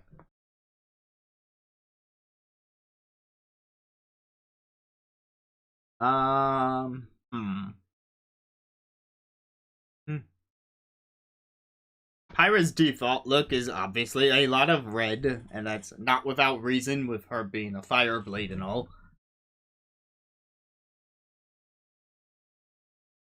But then we get into the more teal look, where there is a bit more saturation, a bit more contrast, like the darker chest section stands out.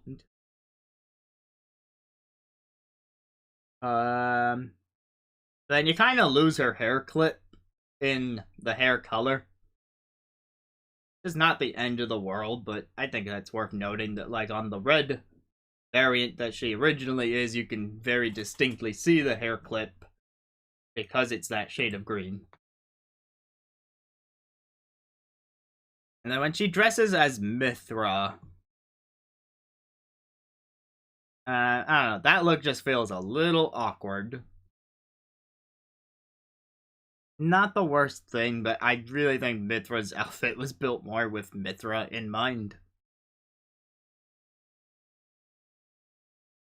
Like, what's really hard is trying to get past, like, the idea of her as a blonde.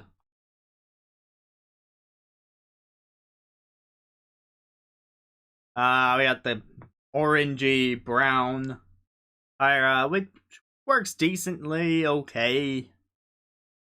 I mean, not too different from the red version that we have. Everything is just switched over to orange.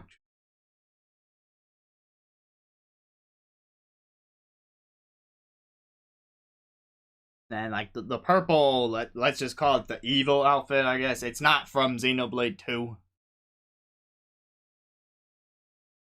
But that one's interesting. And then all the green is switched over to red for this look, so it's striking, is what I would say. And now, okay, costume 6 is probably the one I have the biggest problem with. Because they go in on this blue outfit, and while they've been changing the hair color up to this point, this is the outfit where they decided, no, we need them to go back to their original hair colors. Even though having that red hair with that blue suit is just, oh my god, why did you do that? We could have had blue hair, Pyra. There would have been no issue. It should have been fine. Monolith Soft is a lot more giving than Square. The more saturated version, I mean, that has pretty much the same problem because they replace all the green accents with blue accents. And it's otherwise just a sharper shade of red. And then we have Gold Pyra. I think one of the better gold characters, in my opinion.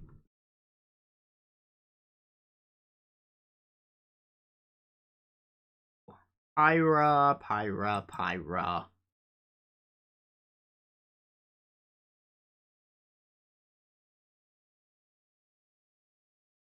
As far as Pyras go,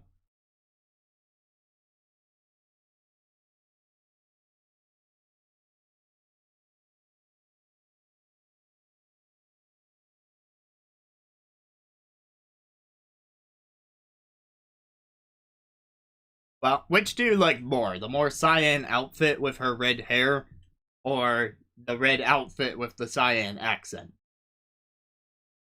Like, between those two, which does the blues better?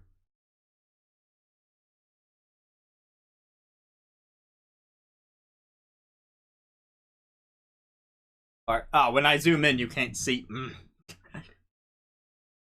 I have been having trouble with the Smash Wiki window today, as has been obvious, and keeps not letting me have all the same stuff on screen that I would like to have there.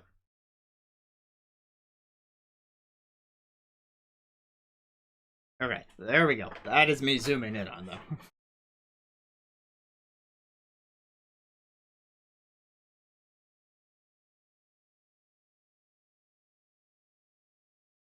In my mind, I think the blue suit is at least more complimentary than the really dark red suit with the blue in it. Because I prefer seeing the original light green as far as the red suit goes. Maybe I'm just too used to Xenoblade 2's base game.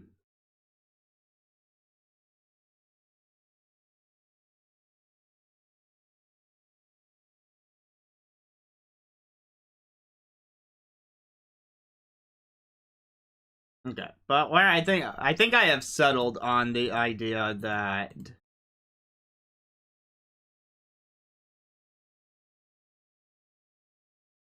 in purple you kind of lose a bit of that chest area.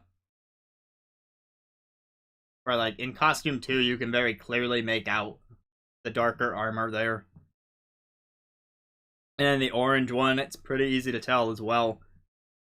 In the purple, you lose that, but at the same time, I think I like the purple outfit the best. For Pyra specifically. We will get to Mithra.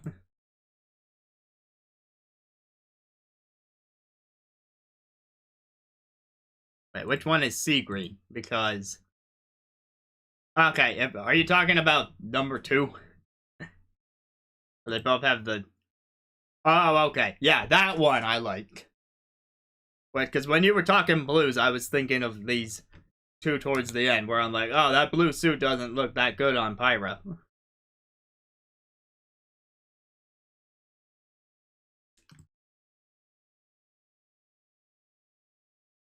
Okay, so we are actually on the same page about the teal one. It does look pretty nice.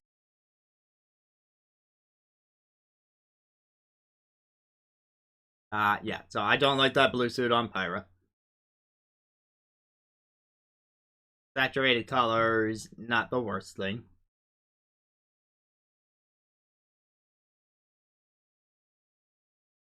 And then I'm probably gonna have to...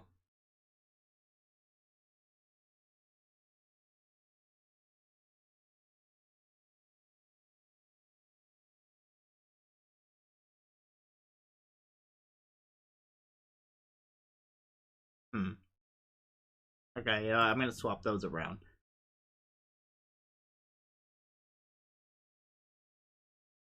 How do I feel about Pyra dressing up as Mithra? I don't think she pulls it off. That's the thing. Seeing Mithra's color scheme on Pyra's outfit, something about it just does not work for me. I don't know what the problem is. This is, by the way, you can actually unlock these inverted costumes from number 3 through certain means in Xenoblade 2. So if you want to dress Pyra up like Mithra, then you can do that. So that was actually in the game. And then they brought that over to Smash. So that's neat. They did it a little bit with Ice Climbers. And then there's certainly other characters where problem is there's not too many duo characters. Because then, I mean, Zelda Sheik used to be a duo, so you probably could have made a Sheik-style outfit for Zelda. Oh, I forgot about Duck Hunt. Yeah, you could have colored the dog like the duck, and the duck like the dog. That might have been neat. Could also given Samus a Zero suit, colored power suit. That was a possibility. But at least with other characters like Byleth, who I went over earlier, you have Claude, Dimitri, Edelgard, Sothis. All really nice outfits based on those characters who aren't in Smash or part of Byleth, but are represented at least.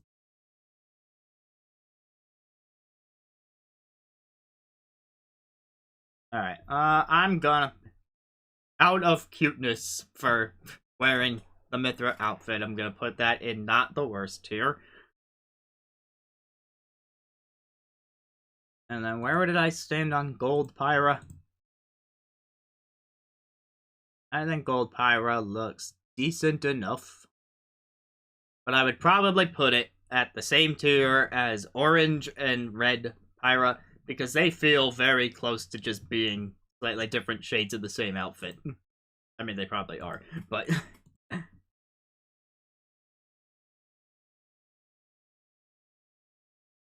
I'm gonna put those three together.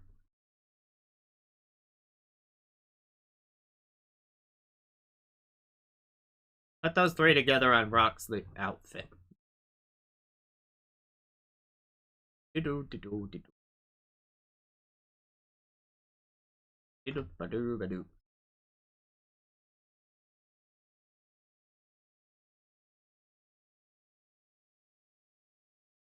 Now, teal. That one is... okay, stylish or quite fashionable.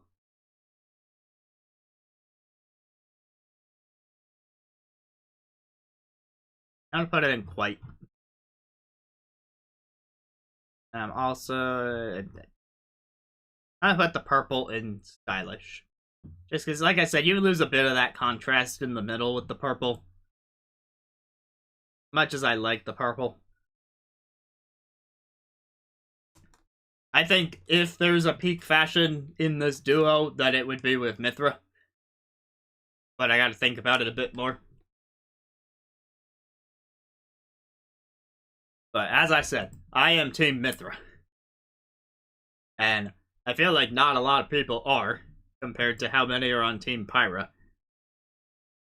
But I stand firm in the fact that I like Mithra.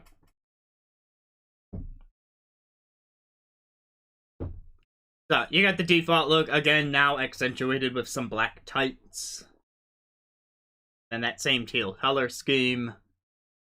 Then you have her dressed as Pyra, which again looks a bit awkward to me, but I think it works a little better in her case. Then you have the one where she's dressed up as Nia, which is... whoever thought of that was a real genius. Like, that is so close to Nia. Then that same purple color scheme from before. Now, her blue suit has much less blue going on, because they keep the leggings on the black side instead of going full-on light blue like with Pyra. And then here you have the saturated version of Pyra. Her leggings are white, so that's a major change. And then you have Silver Mithra. Well, spoiler, I really like Silver Mithra.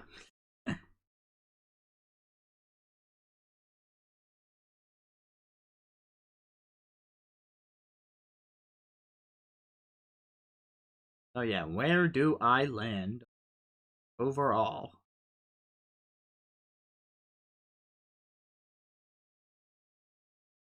I like default. I like teal. I like Nia. I like purple. The blue is better on her.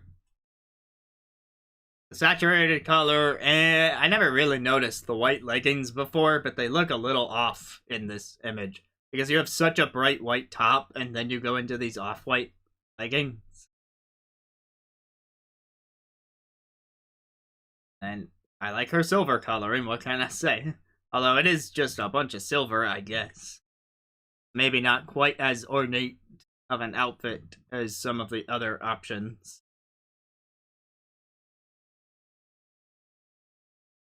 But yeah, I like a lot of the Mithras. My weakest ones would be her pirate outfit and her saturated outfit with the white legging. But the other 6, I mean, I feel like they're contenders.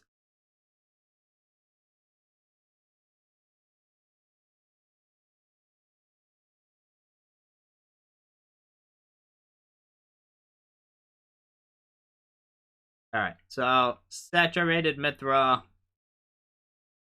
can go with saturated Pyra. And 2. I'm gonna put Pyra. I'm gonna put the Pyra version of Mithra in They Make It Work. Which just leaves every other Mithra. Which is still a lot of Mithras. We need to call them Mithra Busters. Because I need help.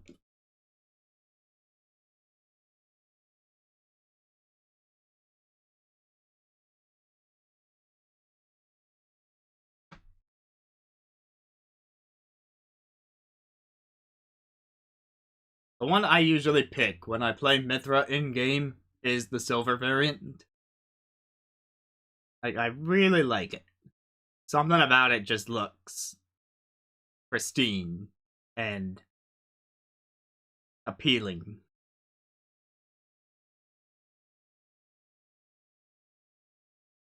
I guess I'll place the blue one next. Maybe the purple.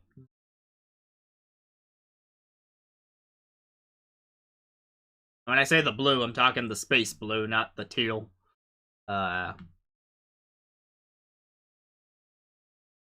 Actually, let me look at Nia again.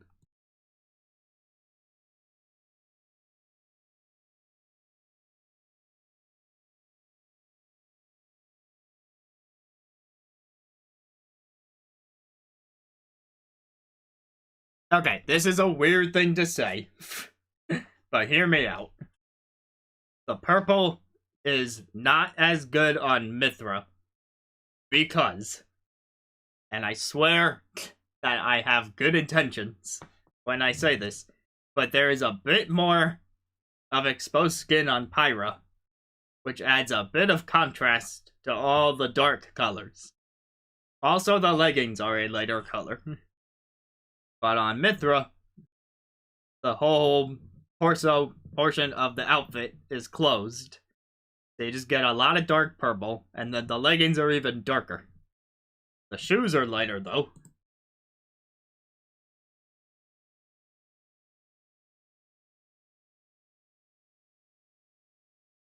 You gotta remember, these are 2 different people. And their body shapes are different, so the outfit that works on one is not always going to work exactly the same way as the other.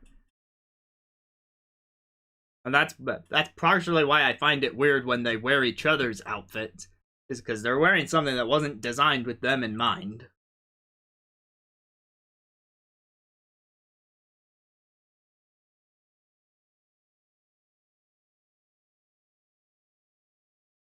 So I had purple Pyra, stylish.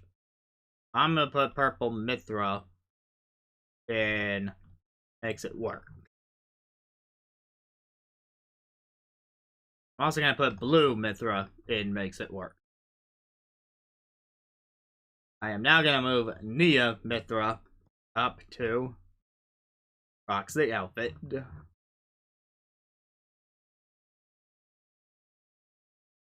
And default Mithra into stylish. Especially with those black tights. Teal Mithra. Also there. Silver Mithra. I won't put it in the peak of fashion because it is mostly just a lot of silver. It doesn't really offer as much as some of the other peak fashion outfits.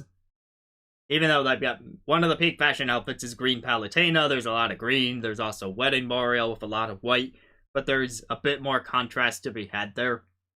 And I mean, I guess Silver Mithra has the dark leggings, but I won't push that up there. I'm going to say silver is still the quite fashionable for me. And thus, the Xenoblade is done. I spent a good deal of time on that, but that is because, you know, I have a bit more connection with that character. Kazuya, on the other hand, I don't care.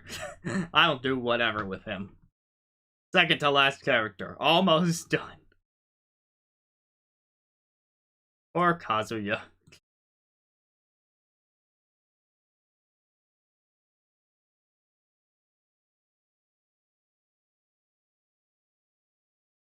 Alright, of course, Kazuya is split up into two sets of outfits. We got shirtless, and we got full suit.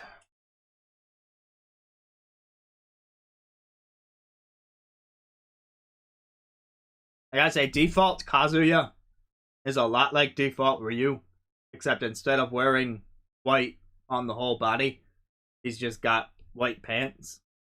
And they've got that whole gold thing going up the side. Then we have a black suit, then we have maroon pants, silver suit, blue pants, purple suit, black pants, and gold. Possibly worth noting that on the gold outfit, his hair is also gold.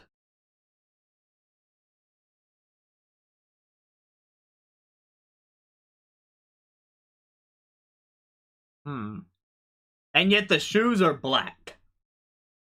They wanted like a full gold approach so much that they made him a blonde. But the shoes are the one thing that's black. Why didn't you make the shoes gold? I don't get it. It's true, the suit is pretty nice.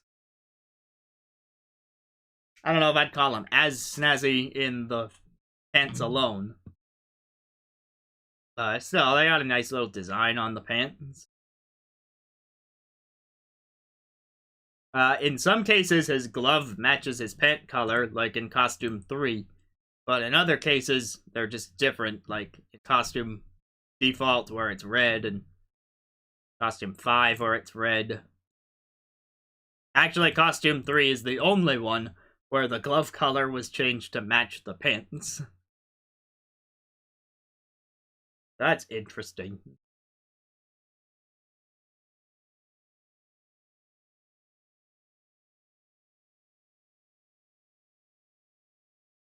Alright, well, we've had other entries like Princess Peach where the gold was just a lot. It was kind of gaudy. And I mean, between that and the fact that the shoes don't even go for the gold like everything else does, I think we can put Gold Kazuya similarly tiered to wherever we put Gold Peach, which was not unwearable. Yeah, I can agree with that sentiment. There's something nice about an all-gold approach and, like, you know, confidence, but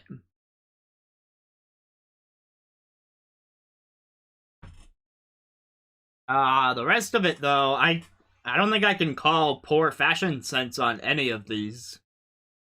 Gold was probably the closest thing to that.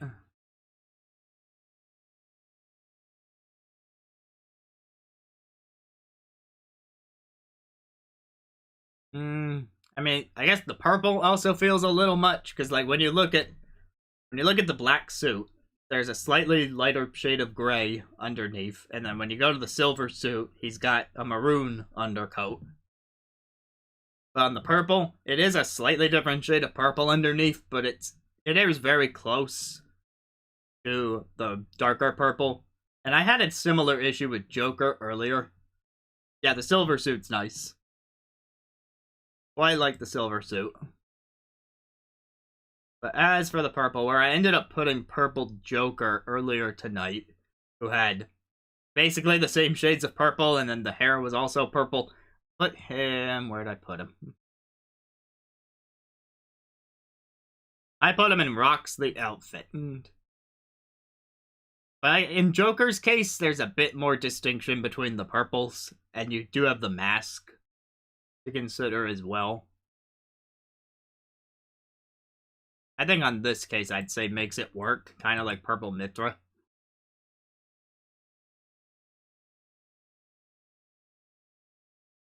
Let's move that silver suit up. Probably my favorite of the suits. I'm gonna call that. Wait, hold on. I'm gonna put it next to Silver Mitra for a second, but I'm gonna think just a little more about the fashionableness of said suit. I'm gonna leave it there. It's the tie. I needed something different from the tie to put it in peak fashion. But I did not get what I was looking for from the tie. So, there you go.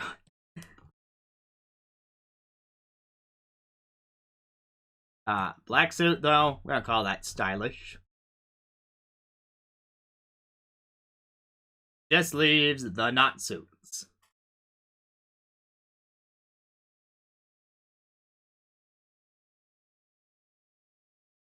Alright, where'd I put Ryu's default outfit? Because default Kazuya is, again, immensely similar. Let's see, Ryu, where are you? Where are you? Ryu, ha ha ha. Ah, I put the default in stylish. I'd say that makes sense. Wait, why did I put the black suit in Rocks the Outfit when I meant to put it in stylish? I don't know. Whoops. Fix that. Okay. I like the color coordination on the maroon outfit. Like, the glove is slightly darker to match. I can dig that. They didn't need to do that, but then I probably would have called it out on a slight mismatch.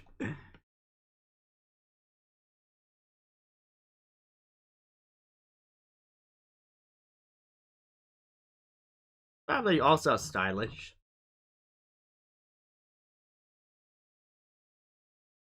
Okay, we have another case of blue and red here. Not inherently bad. And, like, the detailing on the pants is purple, so I guess that ties blue and red together better than it did on other outfits. I want to like the black pants a bit more, but something about the shade of yellow on the etching there not doing it for me. So I'm good with putting the blue pants up with the other two pants that I just mentioned. And then putting the black pants as probably the lower one. I'm giving it a Rocks. Alright, but yeah, Kazuya did pretty well. He was, in fact, very snazzy. Oh my god, it's finally time. I'm almost at the 3-hour mark for this stream, but we are at the final character of the game.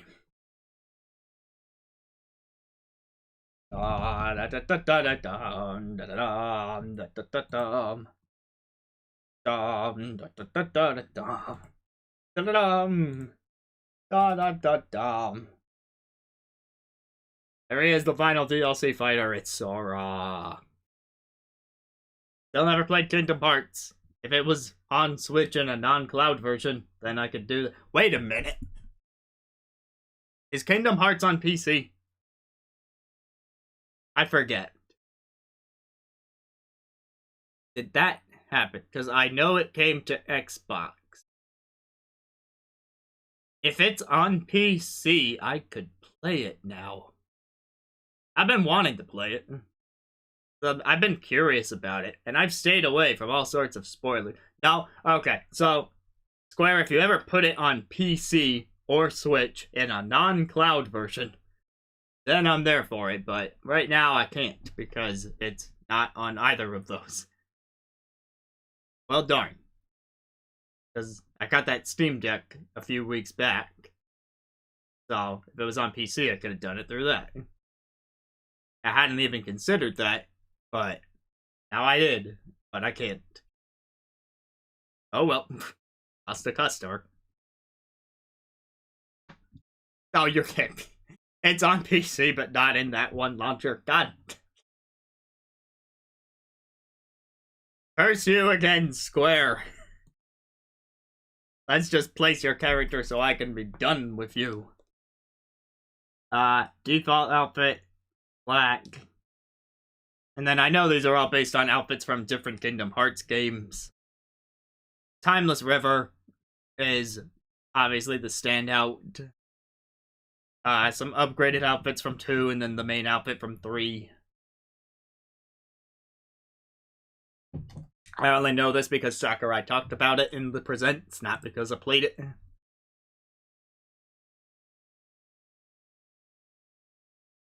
Darkness guy? Are you talking about Timeless River, the number 5? Yeah, I mean, look, it's from when he visits the black and white old school animation time period, and that's how they make him look. And, like, yeah, it's very stylish. It's immensely stylish. Do I have anything else in peak fashion that can justify this choice? Because I think we both know it's the best Sora.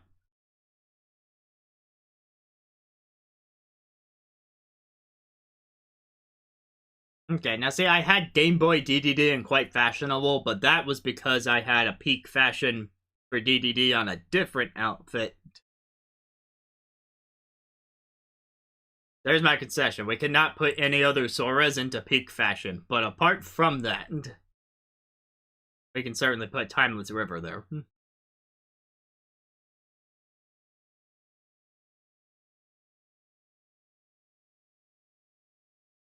Now, interesting, the Timeless River outfit, like, there are a few things here that are, then, when you discern the details, there's a bit more justification for it being peak fashion. Because, compare it to the default outfit, which it's the same as the default outfit, but essentially recolored, except it's more than a recolor, because the default outfit has this striped pocket thing on the front right side. It would be Sora's left, but I'm talking about our right. And then that's gone from the Timeless River variant, so the pants are a lot more subtle. The shoes also look more in line with like something you'd wear to a formal event, whereas Sora's just rocking huge yellow sneakers. And there was something else. There was, oh right, the glove. The glove, it kind of loses that insignia on the front of it. So again, like more formal.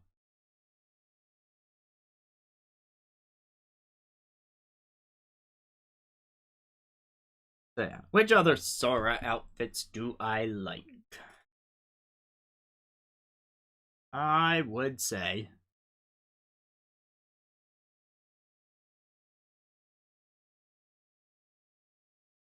it'd be a little tougher for me to nail that. Aren't 6 and 7 supposed to be essentially the same outfit but different colors? Oh wait, no.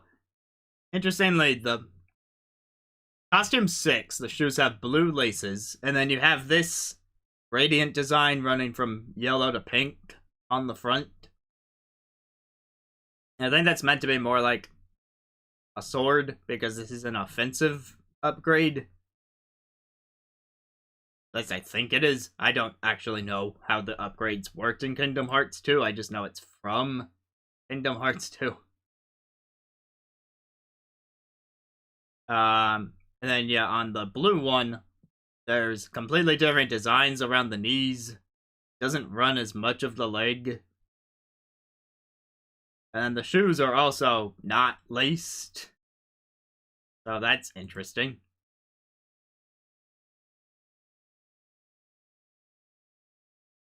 Yeah, I don't think Ultimate Form is terrible. But I agree that it's weird.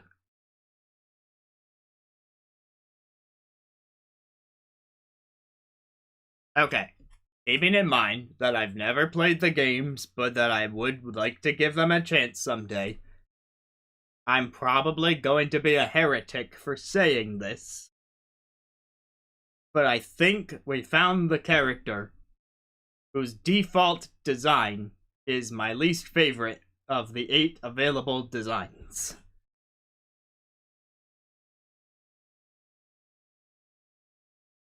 I think I can actually jive with Zebra just a little more than default Sora. Again, probably blaspheme. This might be my hottest take ever.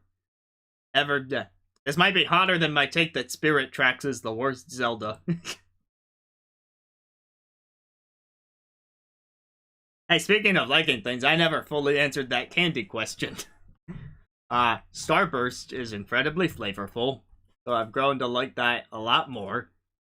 But probably my favorite Halloween candy was usually the Reese's Peanut Butter Cup. Oddly, as I've grown older, I've been less fond of the milk chocolate. And now it's like I'm more into the dark or the white. If you've had white chocolate with peanut butter, that's really good stuff. And Reese's does do that on certain occasions. Get the Reese's peanut butter in the white chocolate, and it's real good.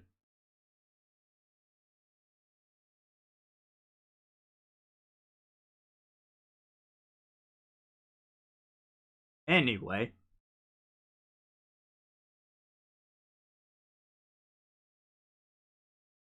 Yeah, you know what? I'm gonna put Default and Zebra on, like, the same tier.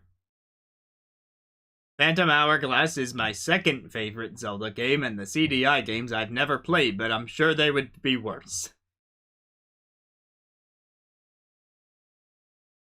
I can admit, if anyone is worse than Spirit Tracks, it's probably those ones.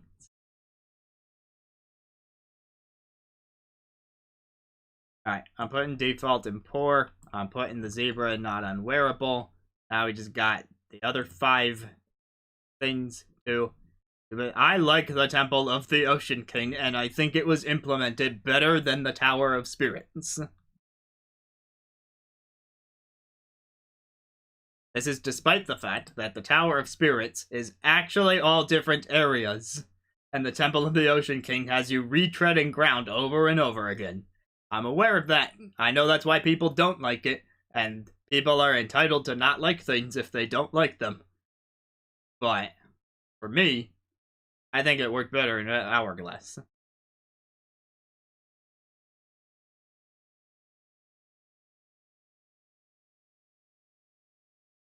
Alright, what are these remaining outfits? We got the black, the red. These are all very different outfits from each other. I can't really do any direct comparisons. Except between the default and the Timeless River. Like, the Timeless River look at least got rid of a lot of the obnoxious details I didn't like about the default look.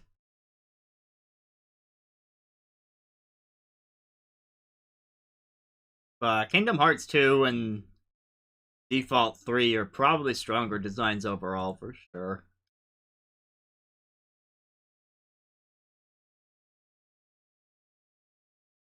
Let's...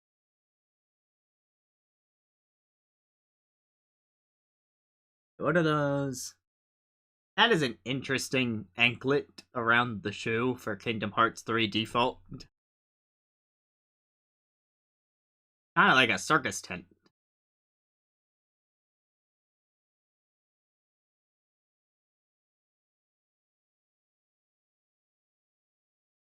There's something I like about Valor form. I assume red is Valor and blue is Wisdom. Something I like about Valor form, but then I look at the shoes and I'm like, why are they still laced shoes? And then, like, oh, the Wisdom form has a smoother shoe texture, although that's weird in its own way. I mean, Sora is just a weird design in general, I guess.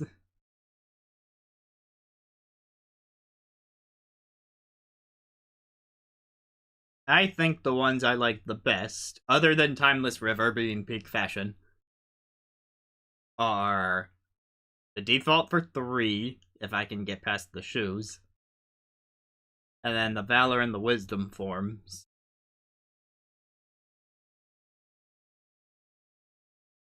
I think I like Valor the best, despite the laces. Again, we already placed Timeless River higher up than all of these, so it's implied that I still like that one the best.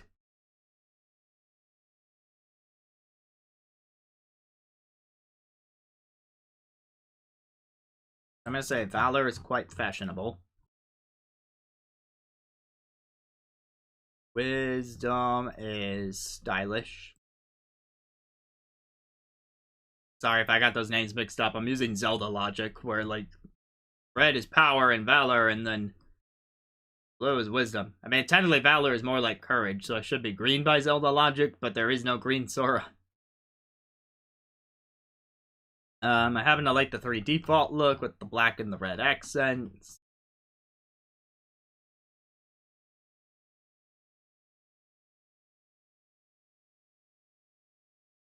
And then, like, the black outfit on costume 2 is not bad. But it's, like, the little fanny pack thing that's getting me. With the yellow straps down there, and then it's tied to this red thing. Like, if you want to go with the more vibrant color than the one next to it, makes more sense. It's mostly red, got the hints of blue, and it saves the yellow for the shoes, glove, and keyblade.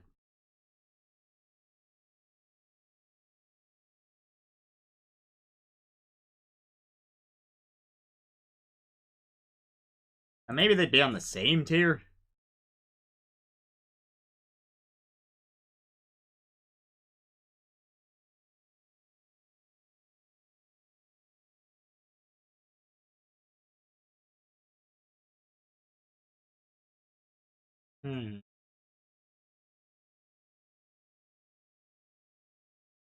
Again, looking at those shoes, like, the shoes are really what's getting me about Sora. That's the tricky thing to pin down. There's like a spider web sort of thing on the shoe for costume 3.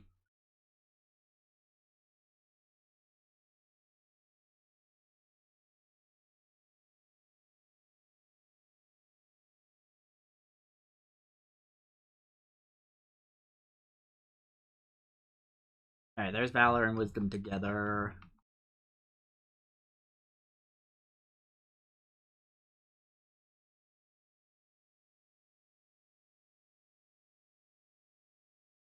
Do you like, between 2 and 3, do you like one strongly more than the other? They keep going back and forth. I think 3 makes more sense, but then, like, 2 kinda isn't as bad as I thought it was, and... Alright, yeah, fair.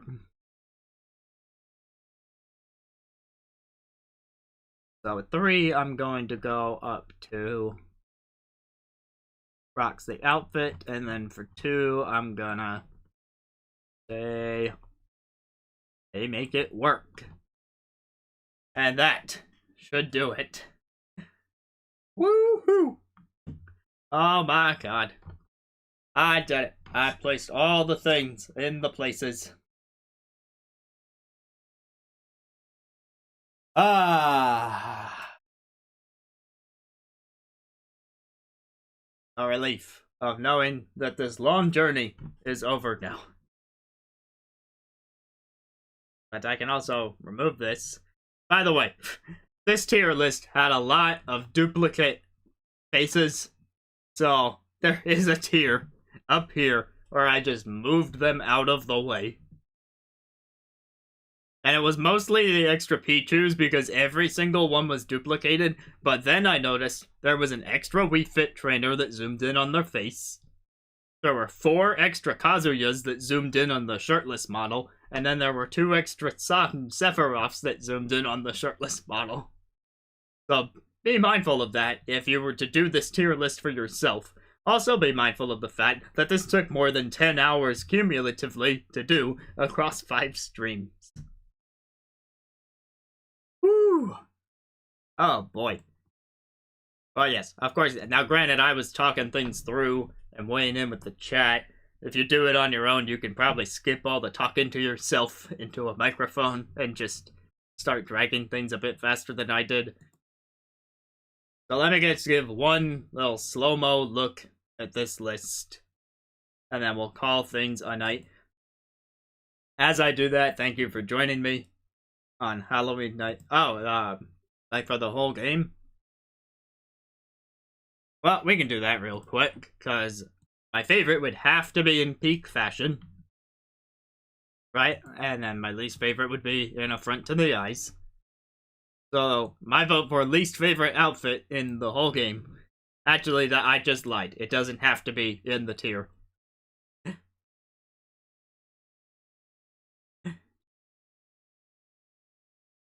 Okay, technically, my least favorite outfit in the entire game is Pink Diddy. But that was boosted a bit by chat. So, in Affront to the Eyes, it's Silver Dark Samus. At least Game & Watch is my favorite color. Granted, it's a terrible shade of my favorite color. But yeah, no, like, Pink Diddy is... oh my god.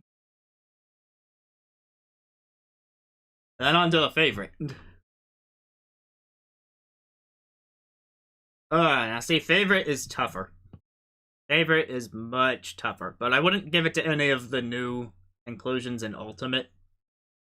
I mean, Sothis is up there, for sure.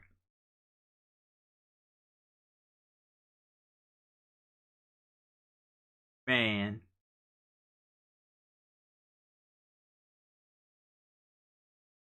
You know what? No, I lied.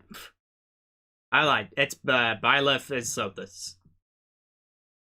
That's where I'm landing for favorite.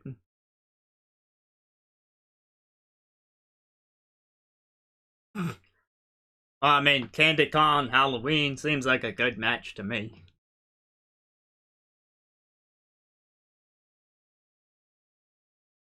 Oh, right, my least favorite candy. From that same question earlier. What candy do I not like? I obviously can't have anything with tree nuts, because I have an allergy to those. So I've never had almond candies. Those would be... those would absolutely do me in. Yeah, otherwise... I grew less fond of Smarties as the years went through. But I do have some people in Europe that watch me sometimes, and Smarties are totally different things outside of the US. So, what I say might not make sense. Molasses Kisses? Oh yeah, I would try those, but they don't sound that great. Anyway, the Smarties I'm talking about for, like, people in the US are this chalky sort of candy that's supposed to have some mild fruit taste to it. And yeah, it's just so chalky. Why do you want something that chalky? I don't know. But also, one little fun fact. My neighborhood is not the most active for trick-or-treating, so my brother and I would have to drive over to my aunt's neighborhood and we'd go out with our cousin. And his neighborhood was much better about having houses that gave out candy. So we always made a thing of it. But in that same neighborhood, there's this one house that traditionally is just this elderly couple that sits out on the porch. And instead of giving out candy, they give out an entire 12-ounce can of soda. Now, of course, then you were stuck carrying it around in your candy basket, which added a bit to the weight. But it was neat. It's like, hey, free soda.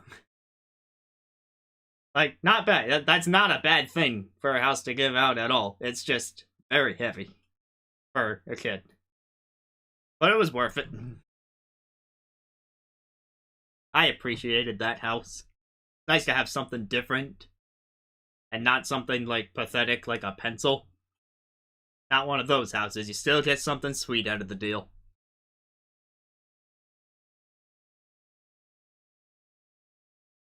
Alright, so yeah, here's one grand overview of the list. I will slowly roll through. From Wedding Mario, Timeless River, Sora, all the way down. Worst of the worst. Although we're still not outside of the good tiers quite yet. Glum, glum, glum. Bum ba dum da dum da dum. Bum da dum da dum dum dum. Thank you to all the Smash Fighters who entered the costume contest 8 times each. But we have declared our winners and everyone in between. Now down on the lower tiers where things are not the worst, not the best. And then here's all of you in this bottom tier should be ashamed of yourselves. How dare you deface my eyes with your appearance.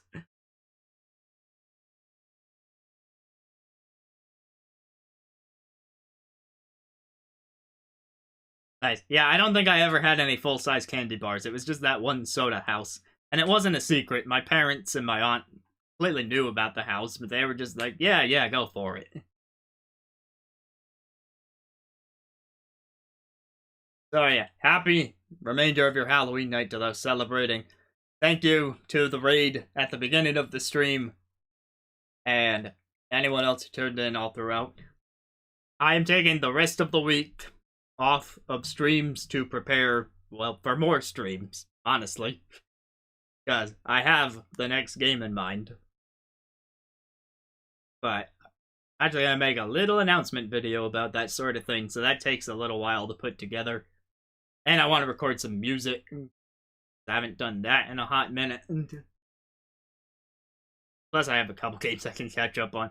So, yeah, you won't see me live for the rest of the week. But next week, things will resume. And there will be a new game that follows up on Luigi's Mansion 3. I'm very excited about this game, but I'm not going to tell you what it is yet. Yay, secrets!